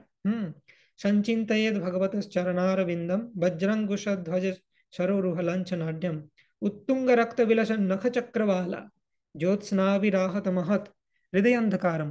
কৃষ্ণের নখ থেকে এত জ্যোতি বেরোয় জ্যোৎস্নার মতো, সেটা আমাদের হৃদয়ের সমস্ত অন্ধকার দূরীভূত করতে পারে। তো জাস্ট ইমাজিন করো যে কৃষ্ণ বাঁশি বাজাতেন, আর এক একটা নখ সেটা চন্দ্রের মতো উজ্জ্বল, এক একটা নখে এক একটা চন্দ্র রয়েছে। সেই চন্দ্রগুলো, এই 10টা চন্দ্র বাঁশির উপর এরকম ভাবে ডান্স করছে, দেখতে খুব সুন্দর লাগে। তো সেটা হচ্ছে কর নখ চাঁদের হাট, বংশী উপর করে নাট। বাঁশির উপর সেই 10টা চন্দ্র নাচছে একসাথে বিভিন্ন ভাবে। আর পদনখ চন্দ্রগণ, পায়েও যে 10টা নখ রয়েছে সেটা তালে তালে নাচ করছে। তাহলে হাতের উপরে 10টা চন্দ্র নাচছে, পায়েও 10টা চন্দ্র নাচছে। তাহলে এই হাতের নখ আর পায়ের নখ মিলিয়ে 20টা চন্দ্র হয়ে গেল। হুম। আর 3টে চন্দ্র আমরা অলরেডি কাউন্ট করেছি, দুটো গাল আর মাঝে যে বিন্দু কপালে। তো সুতরাং 23টা চন্দ্র হয়ে গেছে। নাচে মকর কুণ্ডল নেত্র লীলা কমল বিলাসী রাজা সতত নাচাই ভ্রুধনু নেত্রবান ধনুর গুণ দুই কান নারী মন লক্ষ্যে বিন্ধে তাই। তো এইভাবে আমরা দেখতে পাচ্ছি যে কৃষ্ণের যে মুখচন্দ্র সেটা একটা চন্দ্র। হুম। মুখচন্দ্র, টোটাল মুখটা হচ্ছে একটা চন্দ্র। তাহলে কটা চন্দ্র হলো? 24টা। আর 24.5টা কোথায়? কৃষ্ণের এই যে কপাল, সেই কপালটা হচ্ছে হাফ চন্দ্র। কপালের শেপটা কিরকম? হাফ চন্দ্রের মতো। সেটাকে যদি কল্পনা করি সেটা হাফ চন্দ্র, সুতরাং 24.5 চন্দ্র। কৃষ্ণ মুখচন্দ্র বিলাসী রাজা, সেই মুখচন্দ্র মকর কুণ্ডল এবং নেত্র পদ্মকে সর্বদা নৃত্য করান। কৃষ্ণের যে মকর কুণ্ডল আর নেত্র সেগুলো সবসময় ড্যান্স করছে। ভ্রু হচ্ছে কৃষ্ণের ধনুকের মতো, নেত্র হচ্ছে তার বাণ, কর্ণদ্বয় ধনুকের গুণ, আকর্ণ বিস্তৃত চক্ষু দ্বারা কৃষ্ণ গোপন নারীদের মনকে হরণ করেন বা বিদ্ধ করেন। এই চাঁদের বড় নাট পশারি চাঁদের হাট বিনিমূল্যে বিলায় নিজামৃত কাহো স্মিত জ্যোৎস্নামৃতে কাহারে অধরামৃতে সব লোক করে আপায়িত। তো কৃষ্ণের পুরো বডিটাই হচ্ছে চাঁদের হাট, যেটা অ্যাকচুয়ালি বলা হয়, পুরোটাই চাঁদে ভর্তি, সেখান থেকে জ্যোৎস্না নির্গত হচ্ছে, সবাইকে আকর্ষণ করছে। বিপুলায় তারুণ মদন মদ ঘূর্ণন মন্ত্রী যারে এ দুই নয়ন লাবণ্য কেলি সদন জন নেত্র রসায়ন সুখময় গোবিন্দ বদন। শ্রীকৃষ্ণের যে নেত্রদ্বয়, বিপুল আয়ত মানে একদম টানা টানা চোখ, এবং এই দুইজন কন্দর্পের গর্ব খর্বকারী দুই মন্ত্রী, এই চোখগুলো দেখে কন্দর্পেরও গর্ব খণ্ডন হয়ে যায়। হুম। তো শ্রীকৃষ্ণের চোখ যেখানে আছে, সেই শ্রীকৃষ্ণের মুখচন্দ্র সে সমস্ত লাবণ্য এবং মাধুর্যের আধার, এবং সেটা সবাইকে আকর্ষণ করে। যার পুণ্য পুঞ্জ ফলে সে মুখ দর্শন মিলে দুই আঁখি কি করিবে পানে দ্বিগুণ বাড়ে তৃষ্ণা লোভে পিতে নারে মন ক্ষোভে দুঃখ করে বিধির নিন্দনে। কারো যদি অনেক ভক্তি সুকৃতি থাকে তাহলে সেই মুখচন্দ্রের দর্শন মেলে অনেক সৌভাগ্যের ফলে। কৃষ্ণের এই যে মুখচন্দ্র, যেটা অপূর্ব মাধুর্য এবং লাবণ্য মণ্ডিত, তার দর্শন লাভ করা অত সোজা নয়। আমাদের যে চোখ, সেটা কতটুকু অমৃত সমুদ্র পান করতে পারে? আমাদের চোখ ওভারলোডেড হয়ে যায় যখন কৃষ্ণকে দেখি আমরা। মাধুর্যের একটা সমুদ্র, সেটা যদি দুটো গ্লাসের মধ্যে ঢেলে দেওয়া হয়, তার পান করা তৃষ্ণা দ্বিগুণ বেড়ে যায়, কিন্তু যথেষ্ট পরিমাণে সেই অমৃত পান করতে পারি না আমরা, আমাদের ক্যাপাসিটি কম। কৃষ্ণের মাধুর্য অপার, কিন্তু আমাদের দুটো চোখে কত ক্যাপাসিটি। তখন তার মনে ক্ষোভ হয় এবং দুঃখ, ভক্ত বিধির নিন্দা করতে থাকেন যে আমাকে আরো ক্যাপাসিটি কেন দিলে না, না দিলে এক লক্ষ কোটি সবে দিলা আঁখি দুটি তাতে দিলা নিমেষ আচ্ছাদন। লক্ষ কোটি চোখ তো একে দিলেই না, দুটি চোখ দিলে মাত্র কৃষ্ণের এই সমুদ্রের মতো মাধুর্য কিভাবে আস্বাদন করব? তাতে আবার তুমি নিমেষ দিয়েছো, পলক দিয়েছো, ছি ছি। বিধি জড় তপোধন রসশূন্য তার মন নাহি জানে যোগ্য সৃজন। তুমি সৃজন করতেই জানো না, তোমার বুদ্ধি নাই, কিভাবে সৃষ্টি করতে হয় জানো না তুমি। যে দেখিবে কৃষ্ণানন তার করে দ্বিনয়ন বিধি হইয়া হেন অবিচার মোর যদি বল ধরে কোটি আঁখি তার করে তবে জানি যোগ্য সৃষ্টি তার। তো তুমি এদিকে কৃষ্ণ যে ইউনিভার্সে আছে সেখানে আমাকে জন্ম দিবে, কৃষ্ণকে দেখার সৌভাগ্য আমার হবে, আর আমাকে দুটো মাত্র চোখ দিবে তুমি? হ্যাঁ, তুমি যদি কোটি চোখ দাও তবে জানবো যে তোমার বুদ্ধি আছে। কৃষ্ণাঙ্গ মাধুর্য সিন্ধু সুমধুর মুখ ইন্দু অতি মধু স্মিত সুকিরণে এতি ন লাগিল মন লোভে করে আস্বাদন শ্লোক পড়ে সহস্ত চলনে।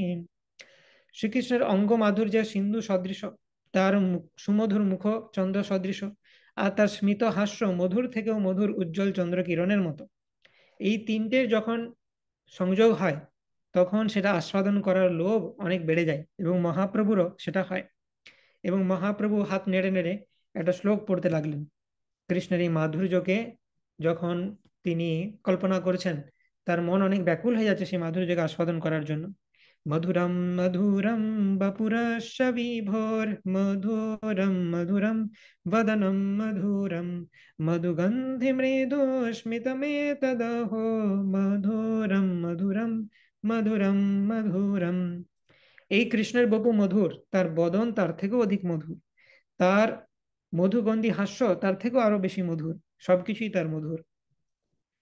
সনাতন কৃষ্ণ মাধুর্য অমৃতের সিন্ধু মোর মন সন্নিপাতি সবে পিতে করে মতি দুর্দৈব বৈদ্য না দেই এক বিন্দু। তো মহাপ্রভু বলছেন, সনাতন আমার সন্নিপাতি রোগ হয়েছে। ত্রিদোষ যখন ডিসব্যালেন্স হয়ে যায়, হ্যাঁ, বাত পিত্ত কফ, তখন সন্নিপাতি রোগ হয়। এবং সন্নিপাতি রোগে বৈদ্য জল খেতে বারণ করে। তো সেই রকম মহাপ্রভু বলছেন, আমার সন্নিপাতি রোগ হয়েছে, আমার কৃষ্ণের মাধুর্য আস্বাদন করার অনেক ইচ্ছা হচ্ছে, কিন্তু কৃষ্ণ সেই বৈদ্য, যে তার মাধুর্য আমাকে আস্বাদন করতে দিচ্ছে না, মানে কৃষ্ণ তার দর্শন দিচ্ছে না আমাকে, আমি সেই মাধুর্য আস্বাদন করতে পারছি না। তো সন্নিপাতি রোগীর মতো আমি ছটফট করছি। কৃষ্ণাঙ্গ লাবণ্য পুর মধুর হইতে সুমধুর তাতে সেই মুখ সুধাকর মধুর হইতে সুমধুর তার হইতে সুমধুর তার সেই স্মিত জ্যোৎস্না ভর মধুর হইতে সুমধুর তাহা হইতে সুমধুর তাহা হইতে অতি সুমধুর আপনার এক কণে ব্যাপে সব ত্রিভুবনে দশ দিকে ব্যাপে যার পুর।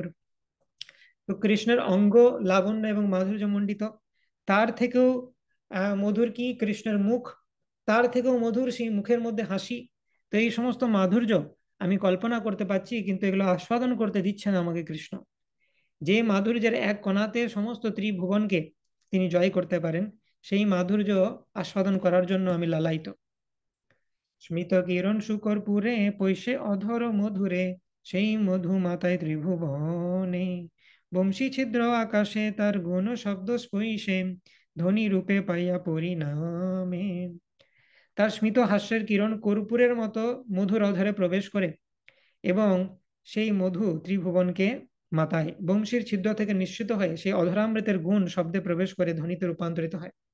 তো কৃষ্ণের যে হাসি বা স্মিত হাস্যের যে মধুরতা, সেই মাধুর্যটা কৃষ্ণ যখন বাঁশি বাজায়, তো বাঁশির মধ্যে প্রবেশ করে কৃষ্ণের মাধুর্য। আর বাঁশির যে ধ্বনি সেটা যখন বেরোয়, সেইভাবে ডিস্ট্রিবিউটেড হয় নেকটার। কৃষ্ণের যে মাধুর্য সেটা বংশীর ধ্বনির মাধ্যমে ডিস্ট্রিবিউটেড হয়। সে ধ্বনি চৌদিকে ধাই অন্ডবেদী বৈকুণ্ঠে যায় বলে পৈশে জগতের কানে সবা মাতোয়াল করি বলাৎকারে আনি ধরি বিশেষত যুবতীর গণে। তো সেই বংশী ধ্বনি যেটা মাধুর্য ক্যারি করছে, সেটা এই জগতের সবার কাছে পৌঁছে যায়। এই জগৎকে মানে ত্যাগ করে বৈকুণ্ঠ পর্যন্ত পৌঁছে যায়, লক্ষ্মীদেরও মন হরণ করে কৃষ্ণের বাঁশি। আর বিশেষ করে ব্রজের যারা গোপী, তাদের মন তো হরণ করেই। তাদেরকে জোর করে যেন ঘর থেকে টেনে নিয়ে চলে আসে, তার পতির কোল থেকে টেনে নিয়ে চলে আসে গোপীদেরকে কৃষ্ণের বংশীর ধ্বনির এতই পাওয়ার। ধ্বনি বড় উদ্যত প্রতিব্রতার ভাঙে ব্রত প্রতি কোল হইতে টানি আনে বৈকুণ্ঠের লক্ষ্মীগণে যেই করে আকর্ষণে তার আগে কে বা গোপীগণে নিবি খসাই পতি আগে গৃহ ধর্ম করাই ত্যাগে বলে ধরি আনে কৃষ্ণ স্থানে লোক ধর্ম লজ্জা ভয় সব জ্ঞানে লুপ্ত হয় হইছে না চাই সব নারী গণে। তো কৃষ্ণের এই বেণু মাধুরী শ্রবণ করে গোপীরা সব কিছু ত্যাগ করে তাদের কাছে চলে আসে। তো সেই জন্য উদ্ধবজি গ্লোরিফাই করেন যে যা দুস্ত্যজম সজনা মার্জ পথম চ হিত্বা ভেজুর মুকুন্দ পদবীম শ্রুতিভীর বৃমিজ্ঞম। তো আমি নিজেকে বিরাট বড় ডিভোটি মনে করতাম, কৃষ্ণ আমাকে অনেক ট্রাস্ট করে, আমি কৃষ্ণের মতোই দেখতে। হুম।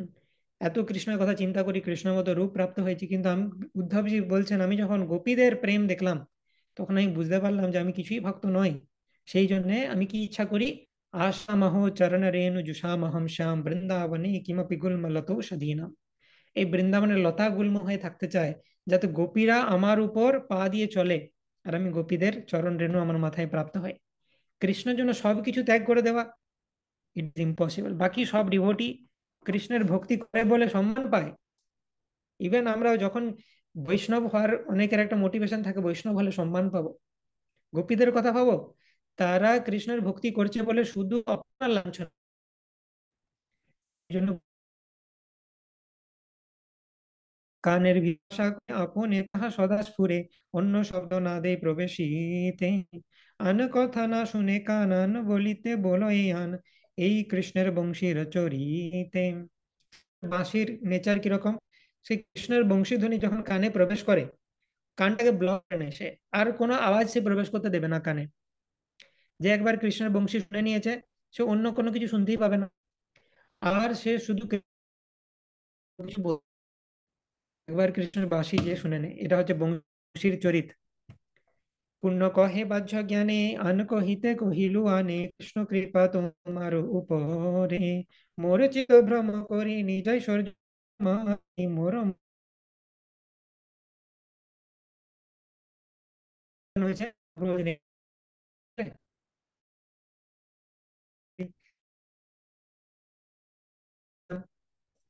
তো মহাপ্রভু বলছেন, যাই হোক, কৃষ্ণের অনেক কৃপা হয়েছে তোমার উপর, আমার মন পাগল করে আমার মধ্যে দিয়ে এই সব মাধুর্যের কথা বর্ণনা করলো। আমার প্ল্যান ছিল না মাধুর্যের কথা এখন বর্ণনা করার, কিন্তু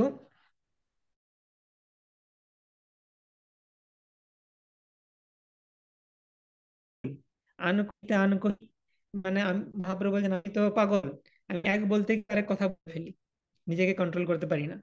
কৃষ্ণের মাধুর্য অমৃত স্রোতে যাই বহি, কৃষ্ণ মাধুর্য অমৃত স্রোতে আমি বয়ে যাই।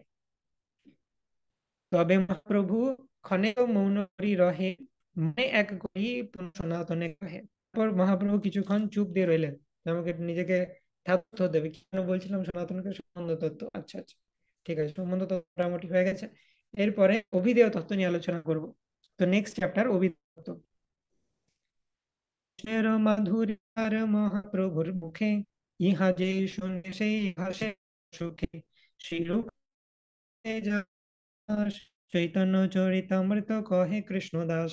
এগেন কৃষ্ণদাস কবিরাজ গোস্বামী আশীর্বাদ কি দিচ্ছেন, চৈতন্য মহাপ্রভুর মুখে যিনি কৃষ্ণের মাধুরী শ্রবণ করেন, তিনি ভগবত প্রেমের আনন্দ প্রবাহে ভেসে যান। হরি বল। তো আমরাও যেন ভগবত প্রেমের আনন্দে ভাসতে পারি, সেই আশা রাখবো। কৃষ্ণদাস কবিরাজ গোস্বামীর কাছে সেই প্রার্থনা রাখবো, মহাপ্রভুর কাছে, সনাতন গোস্বামীর কাছে সেই প্রার্থনা থাকবে আমাদের। হরে কৃষ্ণ কৃষ্ণ কৃষ্ণ হরে হরে, হরে রাম রাম রাম হরে হরে। वाञ्छाकल्पतरुभ्यश्च कृपा सिन्धुभ्येव च पतितानं पावनेभ्यो वैष्णवेभ्यो नमो नमः। अनंत कोटि वैष्णव वृंद की जय, श्रील प्रभुपाद की जय। তো চ্যাপ্টার 21 শেষ হয়ে গেল। 22 হচ্ছে অভিধেয় তত্ত্ব, 23 হচ্ছে প্রয়োজন তত্ত্ব, 24 হচ্ছে আত্মারাম শ্লোকের বর্ণন। তো চেষ্টা করছি আমরা এক এক দিনে ছোট চ্যাপ্টার হলে একটা পুরো চ্যাপ্টার কমপ্লিট করা, এবং যদি একটু বড় হয় তাহলে সেটা দুদিনে কমপ্লিট করা। তো চেষ্টা করছি আমরা দামোদর মাসের আগে এটা যেন শেষ করতে পারি, কারণ দামোদরে বিভিন্ন হোম প্রোগ্রামস থাকবে, রাত্রের দিকে ডিভোটিসরা বিজি থাকবে। সকলকে অনেক ধন্যবাদ যারা এখনো পর্যন্ত নিয়মিতভাবে শ্রবণ করছেন। অবশ্যই সনাতন গোস্বামী মহাপ্রভুর রূপ সনাতনের কৃপা আপনারা সবাই প্রাপ্ত হবেন। হুম। মায়া অনেক চেষ্টা করবে আমাদেরকে এটা থেকে ডিফ্লেক্ট করে দেওয়ার, কারণ একবার কেউ যদি রূপ সনাতন শিক্ষা খুব ভালোভাবে শ্রবণ করে নেয়, মায়ার আর কোনো কিছু কাজ করবে না তার উপর। ঠিক আছে। তো মায়া শত চেষ্টা করুক যেন আমাদেরকে কেউ এখান থেকে হেলাতে না পারে, সেই রকম দৃঢ় একনিষ্ঠ হয়ে আমাদেরকে শ্রবণ করতে হবে।